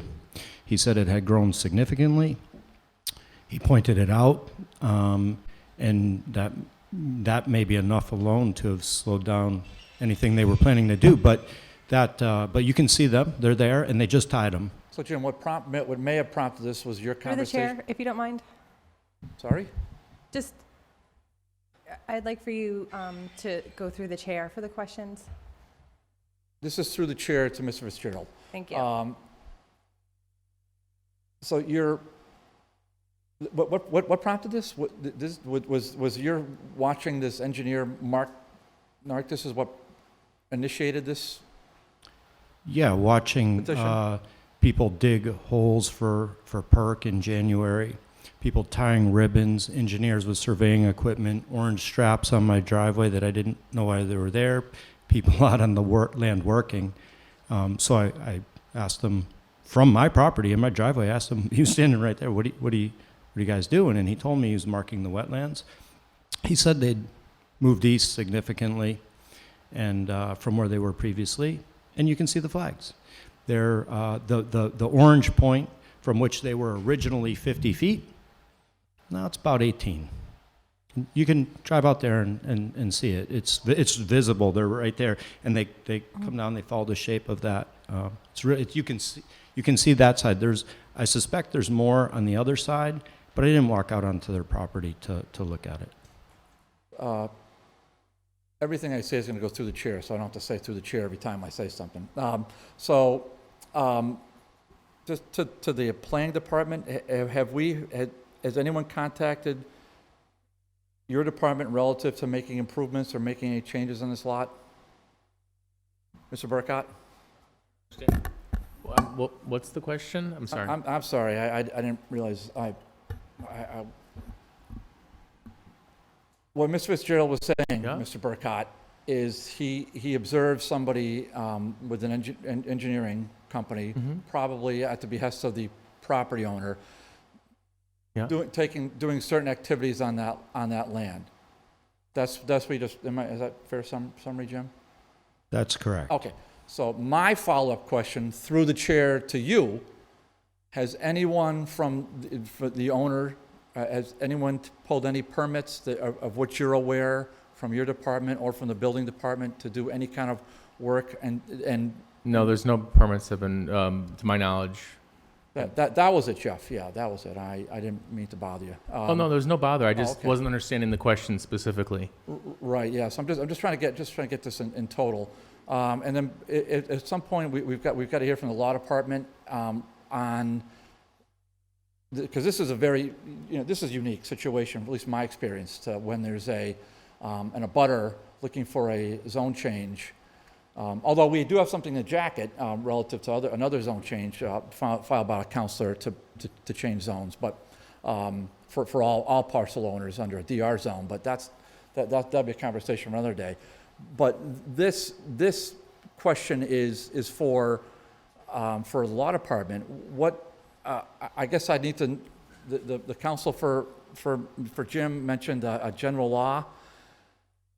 Have you been apprised of this, Crystal, on what the general law is on point, and can we try to research it? Or I mean, give it to me. I'm not asking you to do it, but I'll at least try to research it on my own. This came to me kind of early on about how to get the process started. It's a 10-voter petition to the city council. It falls under our zoning changes under Chapter 40A, Section 5. So under 40A, Section 5, 10 voters can petition the city council to make a zone change. To make zoning amendments, correct? Zoning amendments, and anywhere, to somebody else's parcel. Okay, and then I guess my last thing is, I mean, I would think I would imagine we're gonna table this tonight because it's, I mean, at some point, somebody's gonna have to hear from Crystal is if we took a vote that was contrary to the property owner's interest, what's the potential ramifications to the city of Holyoke? I guess I would want to know that before I took any vote in full city council. As far as ramifications go, I mean, I can dive into that a little bit, but assuming he was notified in the proper form, it's just like any other abutter coming here to speak. I mean, certainly he would want to be here. I don't know how else to verify other than certified mail return receipt. I'm hoping was achieved, or, I mean, it was published, it was posted just like anything else. Okay, we do have Ryan here. Council Bartley, are you all set? Thank you. Ryan, as our administrative assistant, I understand that you were responsible for sending out the abutter notifications and also posting the public notice for this public hearing. Can you let us know if the property owner was notified in your abutter notification? Well, I can say by statute, I think so. The city clerk is actually responsible for sending out the notices to abutters, where I'm responsible for posting it. I know that they get a listing from the assessors, and the assessors are usually, they go to Tony DeLude, the city assessor. They generate a list together, and they send out the letter in the form that they have and have been doing. I can get the list of exactly who was notified from the city clerk's office. Obviously, right now, they're not in the office. But I can do that tomorrow. I can see if we can verify. But I would think that the property owner would certainly have been would have been notified as just through that normal process. I don't know if they send certified mail. I can almost guarantee that they don't, but I would, I'd want to check with Brenna. I'd want to check with Federico from the clerk's office to be able to verify that. Thank you. And then one last question, because it was raised by Councilor Bartley. Do we know the name of the property owner, either through the planning department or the? I think it would be on the application. Yeah, it is. It's on the form Yeah. right there. Yeah, we have it. You have it. And what's the name of the owner? It says JSH Nominee Trust / Michael J. Kano? Kane? K-A-N-E, sorry. Okay. And the address is 6 Old Pasture Drive, East Long Meadow. Oh, so we have a real address for him. Yep, 6 Old Pasture? correct, Old Pasture Drive, East Long Meadow, Massachusetts. Okay. Thank you. I do have Councilor Leahy and then Councilor Murphy in queue. Okay, I just had a couple of quick questions, because I hear what you guys are all saying, and I'm with you guys, but I just wanted to think about just making sure that the city has our I's dotted and T's crossed. If I could, maybe through the chair to the legal department, and I'm just playing devil's advocate, so nobody yell at me. I get yelled at enough when I get home. But would this be considered like reverse spot zoning? So say if we did change it to R2, and so this person, I don't know this person, but this person purchases the land thinking it's BH, and that's the reason he bought it. And I don't know this, I haven't spoken to him. But if he does that, then all of a sudden the city changes it on him, would that be considered like reverse spot zoning? I'd have to look at the map, and honestly, this is where I would confer with the planning department and going over the zoning. If I recall correctly, the BH is actually the spot zone, and reversing it makes it more cohesive with the surroundings. But certainly without the owner here stating his claim, I don't. Okay, that makes sense. And also, so hypothetically, say if I was the guy that bought it, and if I wanted to put up 25 units or whatnot, maybe this attorney, hello, sir, how are you today? Or maybe our attorney, one of the attorneys. We've worked together. Oh, all right. Wouldn't our own is our conservation director here? Wouldn't the conservation director prohibit any sort of building with that much wetland? I can't imagine. I think your question in its totality about the spot zoning as well speaks to really something that I think I've been trying to drive on behalf of the neighbors, which is that something is only reverse spot zoning, which ends up being the jargony term for it, if it's done to restrict a specific person's financial interest or what they can do with the property. That's not what we're asking the city council to do here. Can you make sure you're speaking? I apologize. I'll No, get it's closer. okay. Thank you. Usually I'm told I'm too loud, so. You're fine. That's not what we're asking here. We're looking at this land, not a property owner, not what they want to do with it, even though that might be a good example of what could happen here. I know, but my thought though is this didn't happen until this person purchased the land. I'm not sure what the date of the purchase. Could It's be been 100 years owned, ago. in my understanding, by the same ownership for a decade Oh, okay. plus. Yes, just sitting undeveloped. Okay. To answer your question about the Conservation Commission, that would be a specific project that would implicate that. And that's not what we're talking about. So whether you're talking about a gas station or a little gift shop, if just to use an arbitrary example, or a car sales dealership that could go in there by special permit right now, there would be all sorts of different processes and bodies that would be impacting that. We're talking about, in the abstract, what's appropriate for this land, this neighborhood, and the city at large. No, you made me feel much better by saying it. See, I wasn't sure if it was purchased 2 weeks ago, but the fact that it's been purchased for, over 10 years. And then finally, just to speak to an earlier question on notice, General Laws Chapter 40A, Section 5 for zone changes requires publication for 2 consecutive weeks in a newspaper of general circulation. And that's the only notice that statute requires be provided to anyone, any individual property owner for a zone change. That was certainly done here. So irrespective of whatever else may be out there. What's that? Council Murphy. Yeah, first of all, I thank all of the residents for coming down and giving us your concerns, and I think they're legitimate concerns. So I do have a few questions for the planning director, primarily. Number one, before I would vote on the zone change, I would certainly like to verify that should we not make this zone change and a developer came up there on BH, that they in fact could put something there that would be more damaging to these residents. So that would be one of my questions. And then the other thing would be, just from your perspective, in terms of planning, if you were, regardless of any of the other circumstances, considering a good plan, a zone plan for that area, would it be R2 and not BH? Yep. I lost what the first one was. Will R2 allow things that are more damaging? So No. Would if the current owner with BH were to come and look to develop, would it be your opinion that potentially that it would be more damaging to these residents than if it got changed to R2 and someone developed under R2? Well, it certainly depends on what they would be proposing to develop. I mean, under a BH, you can't have manufacturing, as was stated before, but you could have a whole series of uses, such as auto repair shops and stuff like that, which is more intensive than land intensive than an R2. So R2 would be a down zone. It has more restrictions on what you can do on the site. So presumably,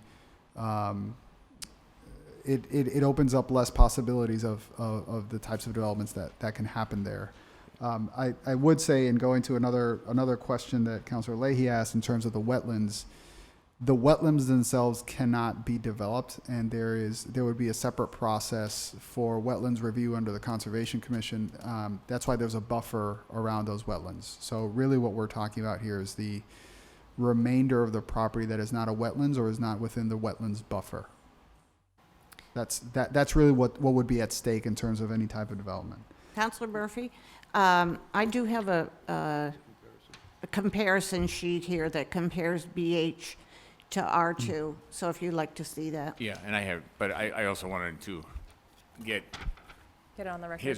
his presentation. Obviously, he does this on a day-to-day basis, and he's a planner, and I also want to make sure that, I'm very sympathetic to trying not to take away someone's ownership rights on one hand, but I'm also not for protecting someone's ownership rights if what they are going to develop is going to cause damage to someone else's ownership rights.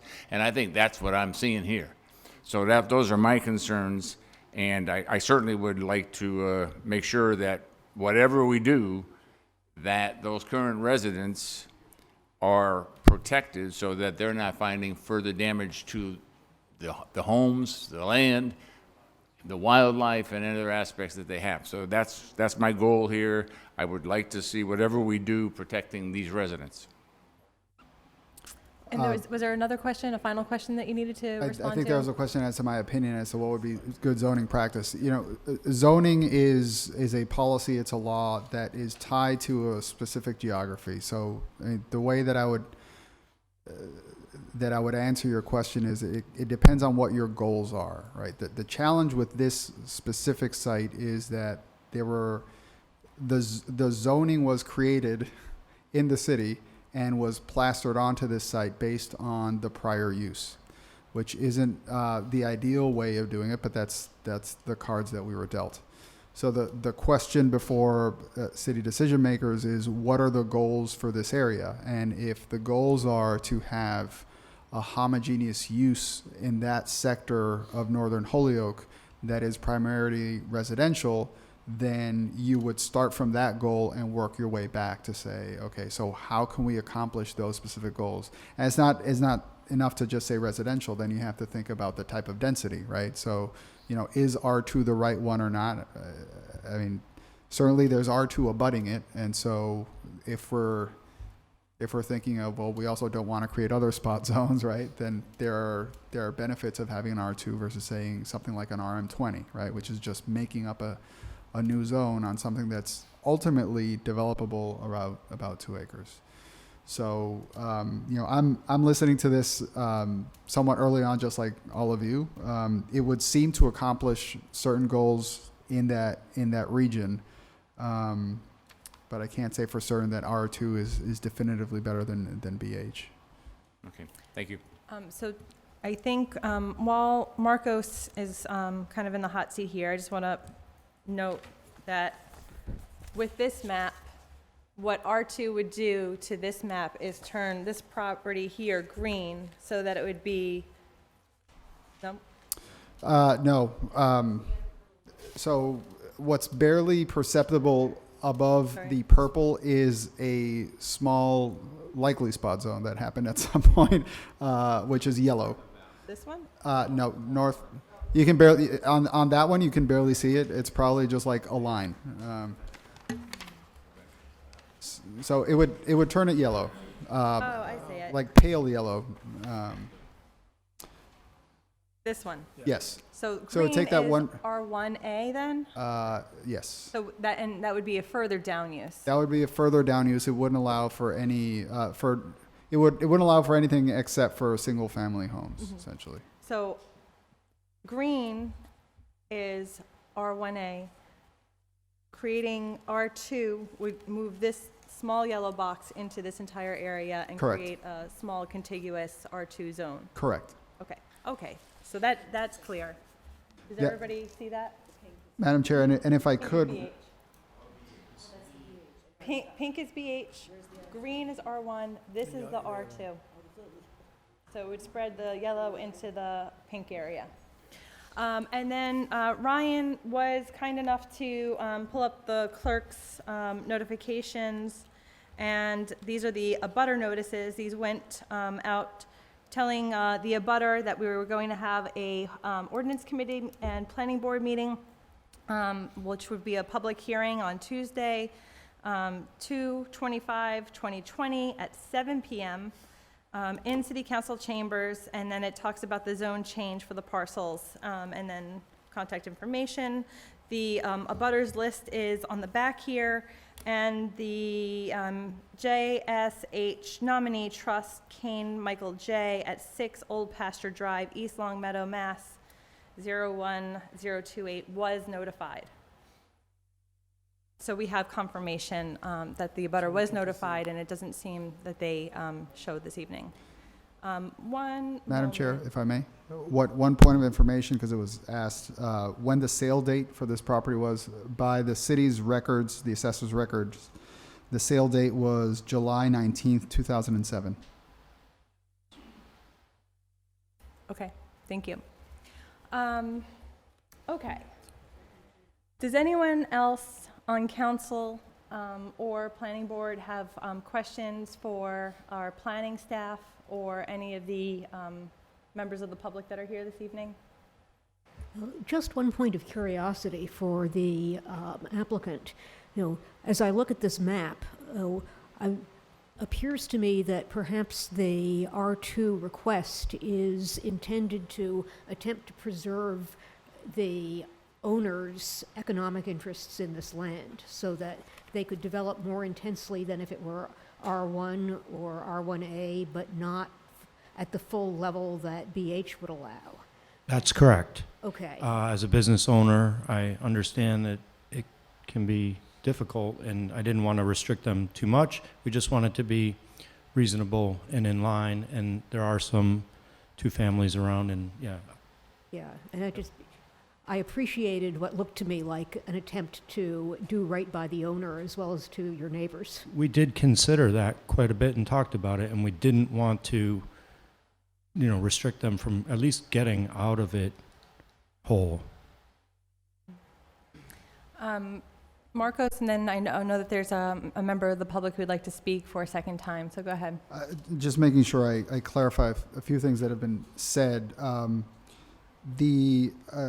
Whatever the zoning of this site, if a sizable project, say 5,000 square feet or over, happens here, it would have to go through site plan review, whether it's BH or whether it's R2.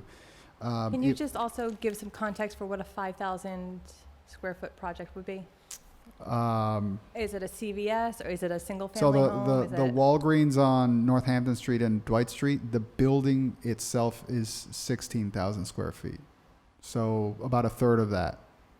Okay. So probably most anything that happens there that's not like a single family house would probably have to go through site plan review. Because of the wetlands, it's likely going to have to go at least through a notice of determination from the CONSCOM to make sure that what they're proposing is outside of wetlands. And then should they have over 2,000 square feet of impervious, it's going to have to go at least through the city engineer for stormwater purposes. If they have 5,000 square feet of impervious surface, say a parking lot or something like that, then it's going to have to go through the stormwater authority, which is the DPW board and the city engineer. So just to make sure that you know that those things happen no matter what, and your decision on zoning should not be influenced by the existence of those protections under one but not the other. Mm-hmm. Thank you. And was there anything else from the planning board side? So then, Mr. Hamill, if you want to speak again. I just wanted to emphasize something. I was here the last time the developer tried to develop something there, and one of my biggest concerns was, as I stated about my house, you have to drive up a hill now because the water table, okay? They're more than likely gonna have to do the same thing, and I raised that concern because of the neighbors that abut it. They're basically gonna have to create a dam to keep the water from coming into their houses wherever they build there. It doesn't matter what they're building there. They're gonna have to raise it up. They're gonna have to create a dam. And where's it gonna go? It's gonna go into the neighbor's yard immediately past. So you really have to take certain things into consideration when it comes to stuff like that. Appreciate it. I'd like to make a motion to close the public hearing. Second. Motion has been made and seconded to close the public hearing. All in favor? Aye. Aye. That's 5-0 from the city council side, closing their public hearing. I'm sorry, Mr. Kelly, could you repeat that motion? I know that one of the questions asked earlier was getting at least some input from the city law department relative to this whole process. So I'd like to continue the planning board hearing until we get that input.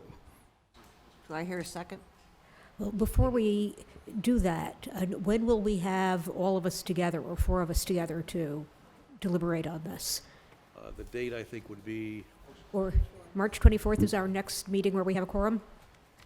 Believe so, yes. Okay, then I continue, or motion to continue to 5:30 on March 24th. Can I just make a point of order? I don't believe that we need an open public hearing to receive information from the from the legal department.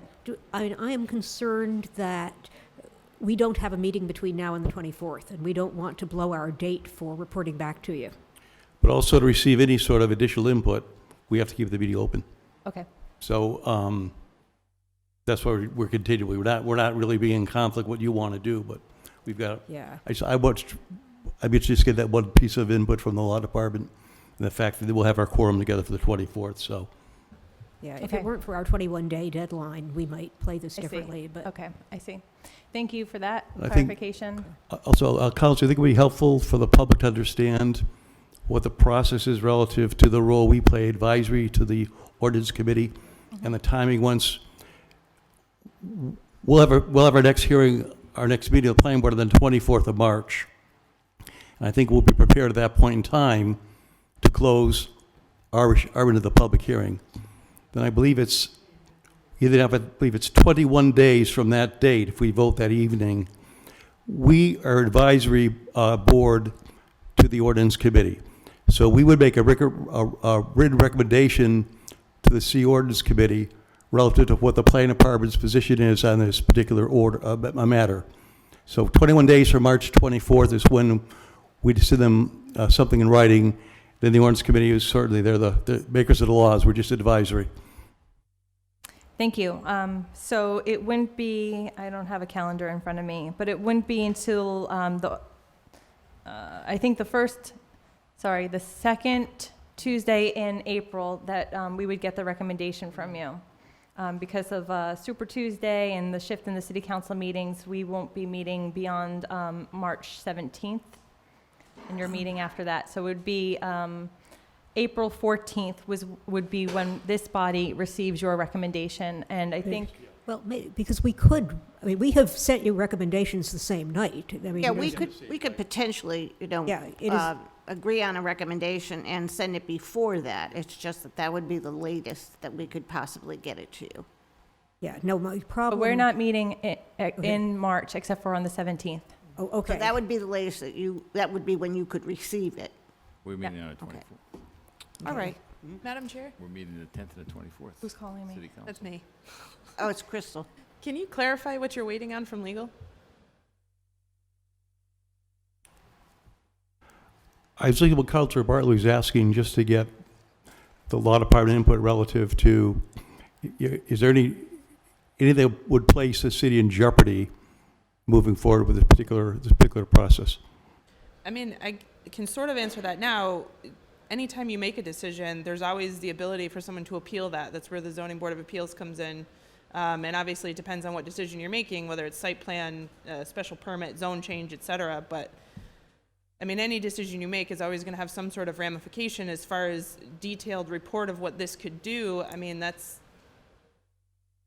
there's a myriad of things that an owner could bring up. But I mean, the Zoning Board of Appeals is there for this specific purpose if somebody wants to appeal your decision.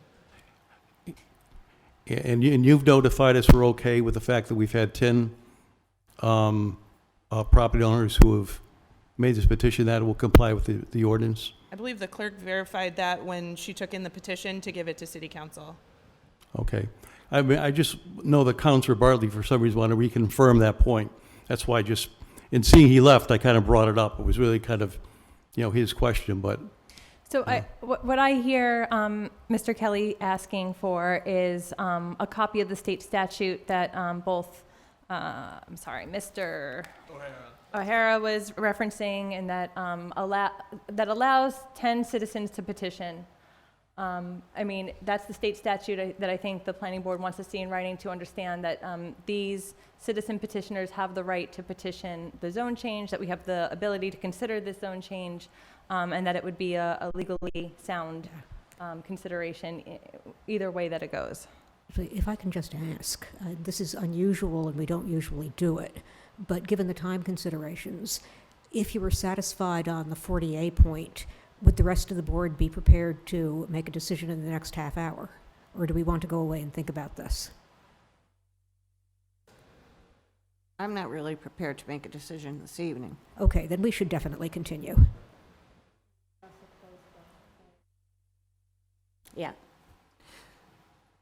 So right now, your meeting is adjourned to 3:24, I'm sorry, yes, 3:24 at what time? 5:30. Thank you. So I have a, Oh, yes, in the City Hall Annex. so I have a motion and a second to continue to the February, March. Yeah, and it's, Yeah, February, I seconded it, I and think. Mamie seconded it, yes. To continue it until March 24th? Yep. Is that correct? At 5:30 in the City Hall Annex Building. All in favor? Aye. Opposed? And then I think Sharon's wanting a motion to adjourn the planning board hearing, or? Okay. Okay. So thank you for joining us this evening. Thank you to the members of the public for joining us this evening. Again, to clarify, we will get, as the Ordinance Committee, a formal recommendation from the planning board following their March 24th meeting. We'll be meeting next, the second Tuesday in April, and I believe that was the 14th. And at that point, we'll be able to make a decision as a committee and forward our recommendation to the full City Council. Thank you.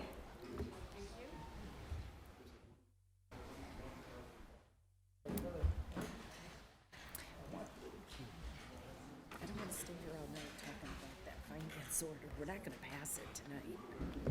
That finance order, I mean, how late are we going to stay talking about it? No, and we wouldn't be able to pass this either. Right. I mean, we need a recommendation to see. Oh, yeah, yeah, yeah.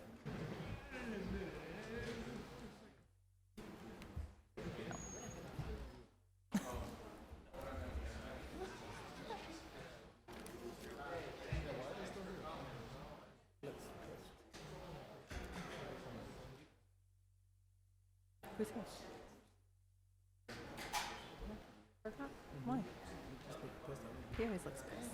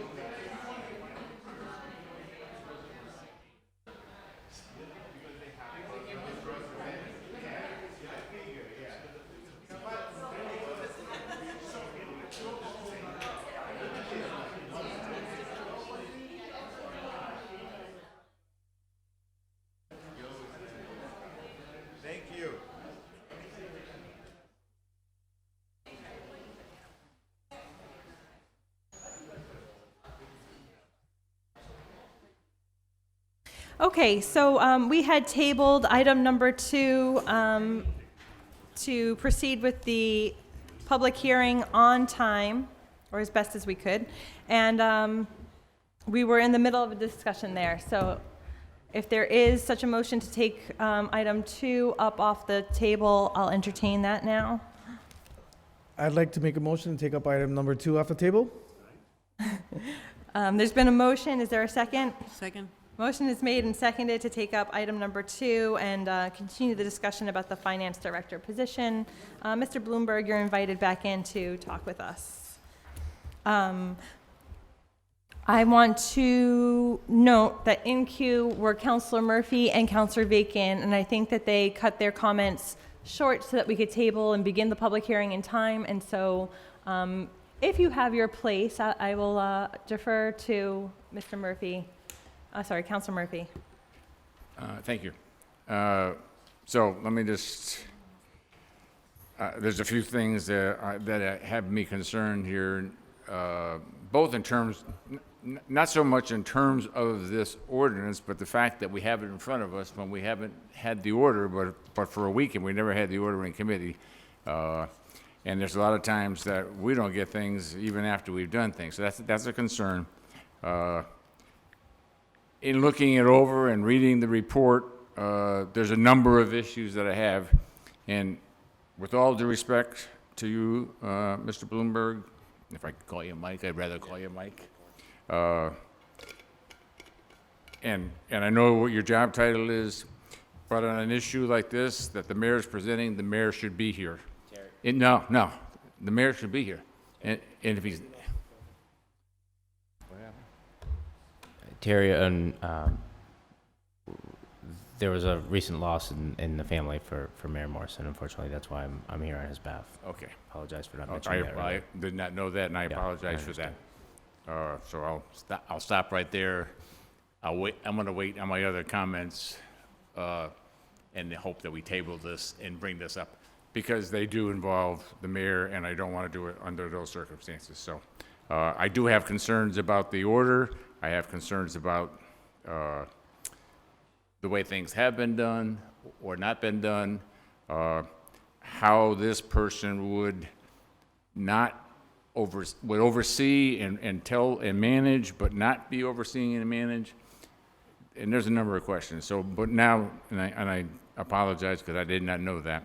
But I have, I'm kind of touched now right there. I don't like to have to do this, so I'm going to just hope that we just table this later on. I'm not going to make a motion to table it, but I hope we table it later on, and I can, with a calmer mind and a more passionate heart, I can deal with this later. Councilor Bacon. Thank you. Through the chair to Councilor Murphy, you can't know what you don't know. We don't have psychic as a part of our job description yet. Anyway, the point that I wanted to make was that relative to the comments on the grant management, the employees that manage the grants, as far as I understand, are located within the police department and the fire department and embedded in different departments. So the fact that we create a head of a finance department, I don't see in this line of command, or actually there is no chain of command, I don't see an accountability path here that's going to change anything from yesterday to tomorrow on this particular piece of paper. It seems to me what we have is a problem at the basic level of the grant management, which is in the departments that seek and get the grants awarded. And to Councilor Bartley's point, we went through an entire process to establish an ordinance which is being ignored, as are so many of our ordinances. Sometimes I wonder why we make them. So my fundamental problem with this is that I don't see accountability in it. My second problem is I don't see the reorg, because the reorg can only happen if we do the charter change. And there's not even an order filed to come to charter and rules, I don't think. I'll double check to see if there's anything current that we could work with in that regard, just to be sure. But to me, we have to do it hand in hand. Now, it's a very old economic trick to create a position at the end of a fiscal year, because everybody comes into the council and says, it's only gonna cost a couple $1,000s. Except right after that is the new budget. And I can't imagine this person would be paid any less than any of the other department heads.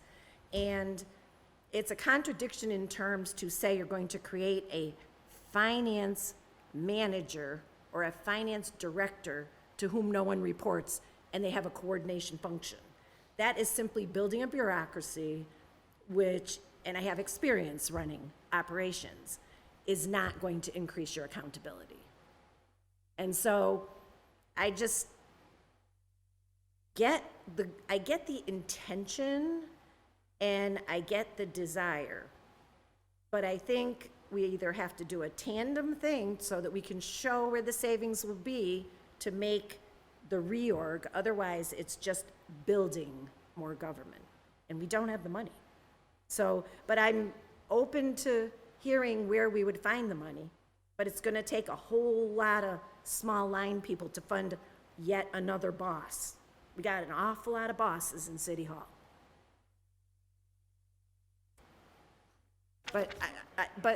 But in all seriousness, and not to be rude, but we are not going to, in my opinion, complete this tonight.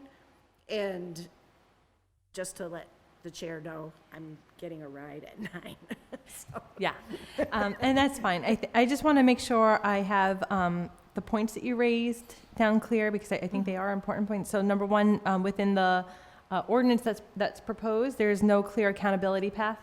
I don't see it. And then also particularly relative to the grants. Mm-hmm. And we have an accountability path that we created that's being ignored, Mm-hmm. which is for all of those grants to be reported back to the council. I'll come back to you in a second. You know, I mean, if we've only had one, we need to be getting more. And then from your perspective, the reorg needs to be fleshed out in tandem with charter changes. Yes, I mean, and understanding that the timing is probably not going to be perfect, but there at least has to be an initiative Mm-hmm.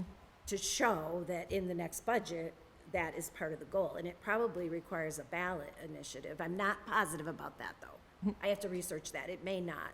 Some that we have done have not. And then was there a third point? Or was it just fleshing out that piece there? It was simply a comment that if the person is not the boss of the other department heads, which they can't be. Because they're elected and appointed? Because by charter, they are what they are, and they're running their own department. I just don't know how you implement accountability under a structure like that. And I think that's where the Falmouth might have some clues about the organizational structure, but Perhaps, I'm just not seeing it in this document. okay. So, sorry, Mr. Bloomberg. Yeah, I did want to address a couple of those points. I talked about earlier about reconfiguration and reconciliation, and you've correctly pointed out that there's a significant amount of that couldn't be done without a charter change. But when I made the recommendation earlier that said that we would essentially be able to do this with level funding, there are multiple layers of reconciliation and combination. I mean, we're not just looking at the eliminating departments, but each and every one of those finance departments has positions within it that go well beyond department heads, and there are different defined roles within each of those finance departments, several of which combined in different areas can either be reduced or shifted to other parts. And so I didn't want to get, I don't want to get into details about city staff changes that haven't been communicated to staff members. I mean, these are people's jobs and recommendation. I do know that we can fund the position with using the funds from open positions that have been open or have been open for periods of time throughout the year within finance departments. As you know, we have a floating clerk position that's been open. We've been trying to hire for almost the duration of the year. There's a handful of others. So that is what we're suggesting would allow us to get up until next fiscal year. And then for next fiscal year, what you'd see is a proposal for, without the need for a charter change, a reorganization.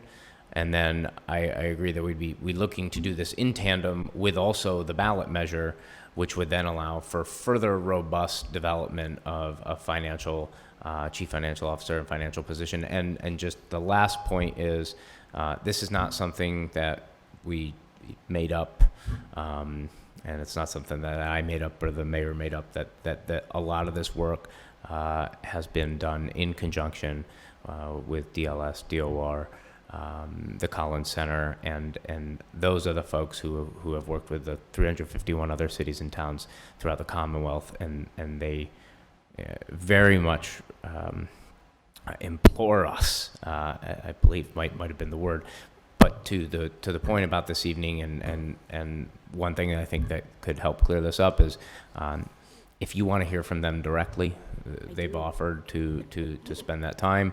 And then also to Councilor Murphy's point, you did receive a DLS report.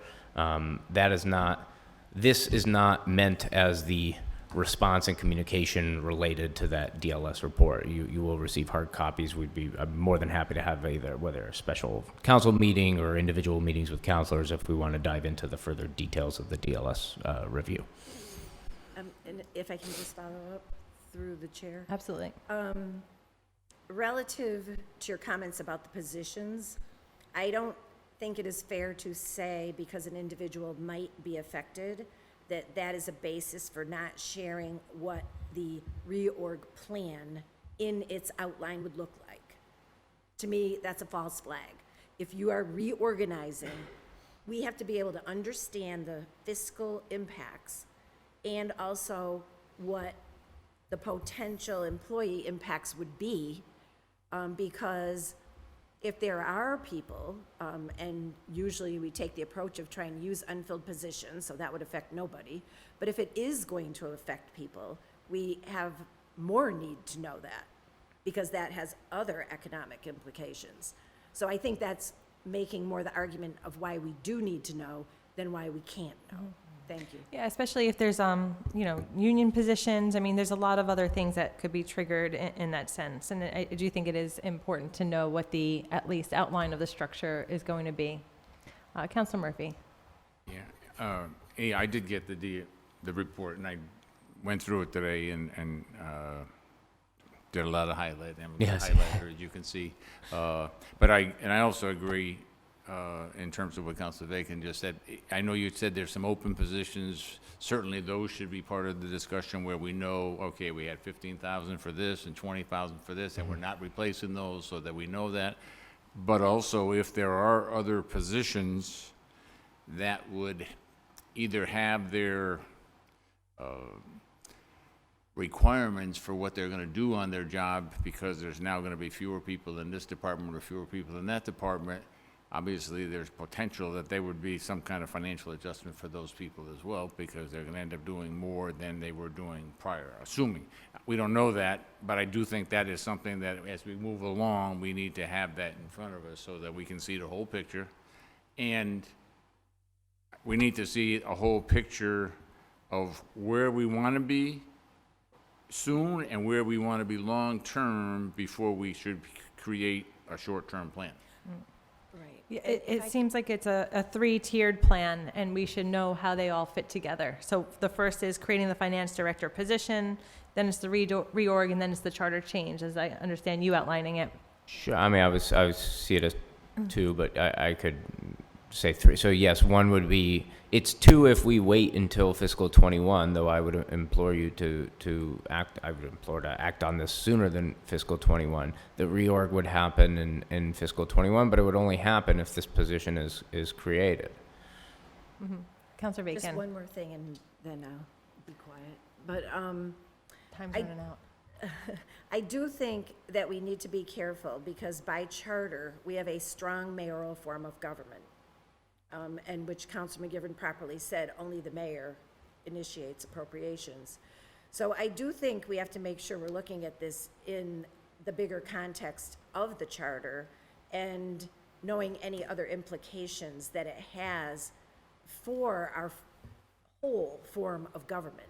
Because this is a different form, we're moving to a different form of government without changing the charter. And so I just think we really need to keep that in mind. And for you folks that are new on the committee, you might want to take a light read through the charter someday.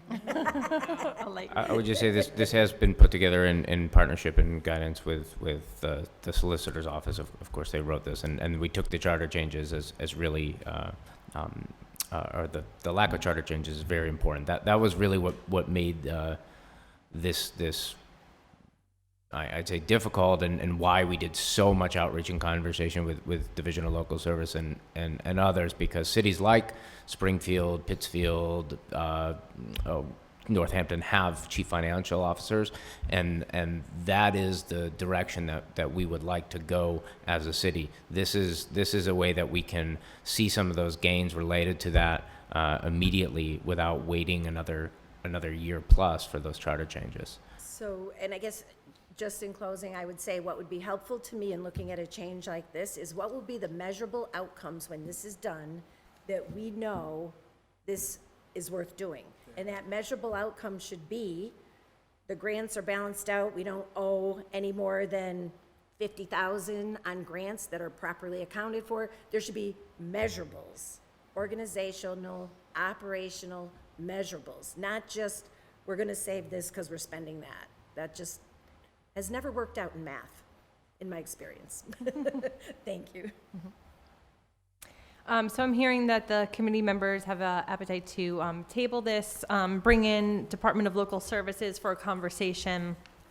I think this would be a specific conversation as opposed to piggybacking the Finance Committee meeting where we have DLS coming in and talking about the free cash issue. Separate. Yeah, it would be separate.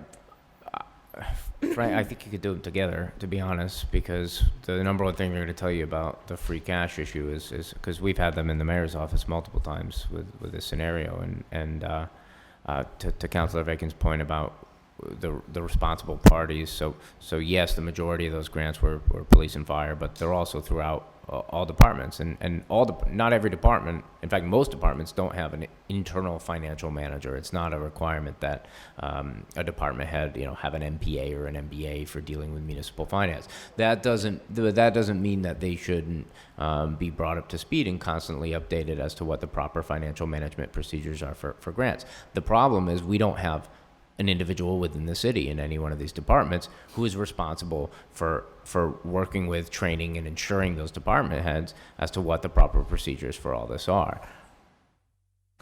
Now the deputy mayor spoke.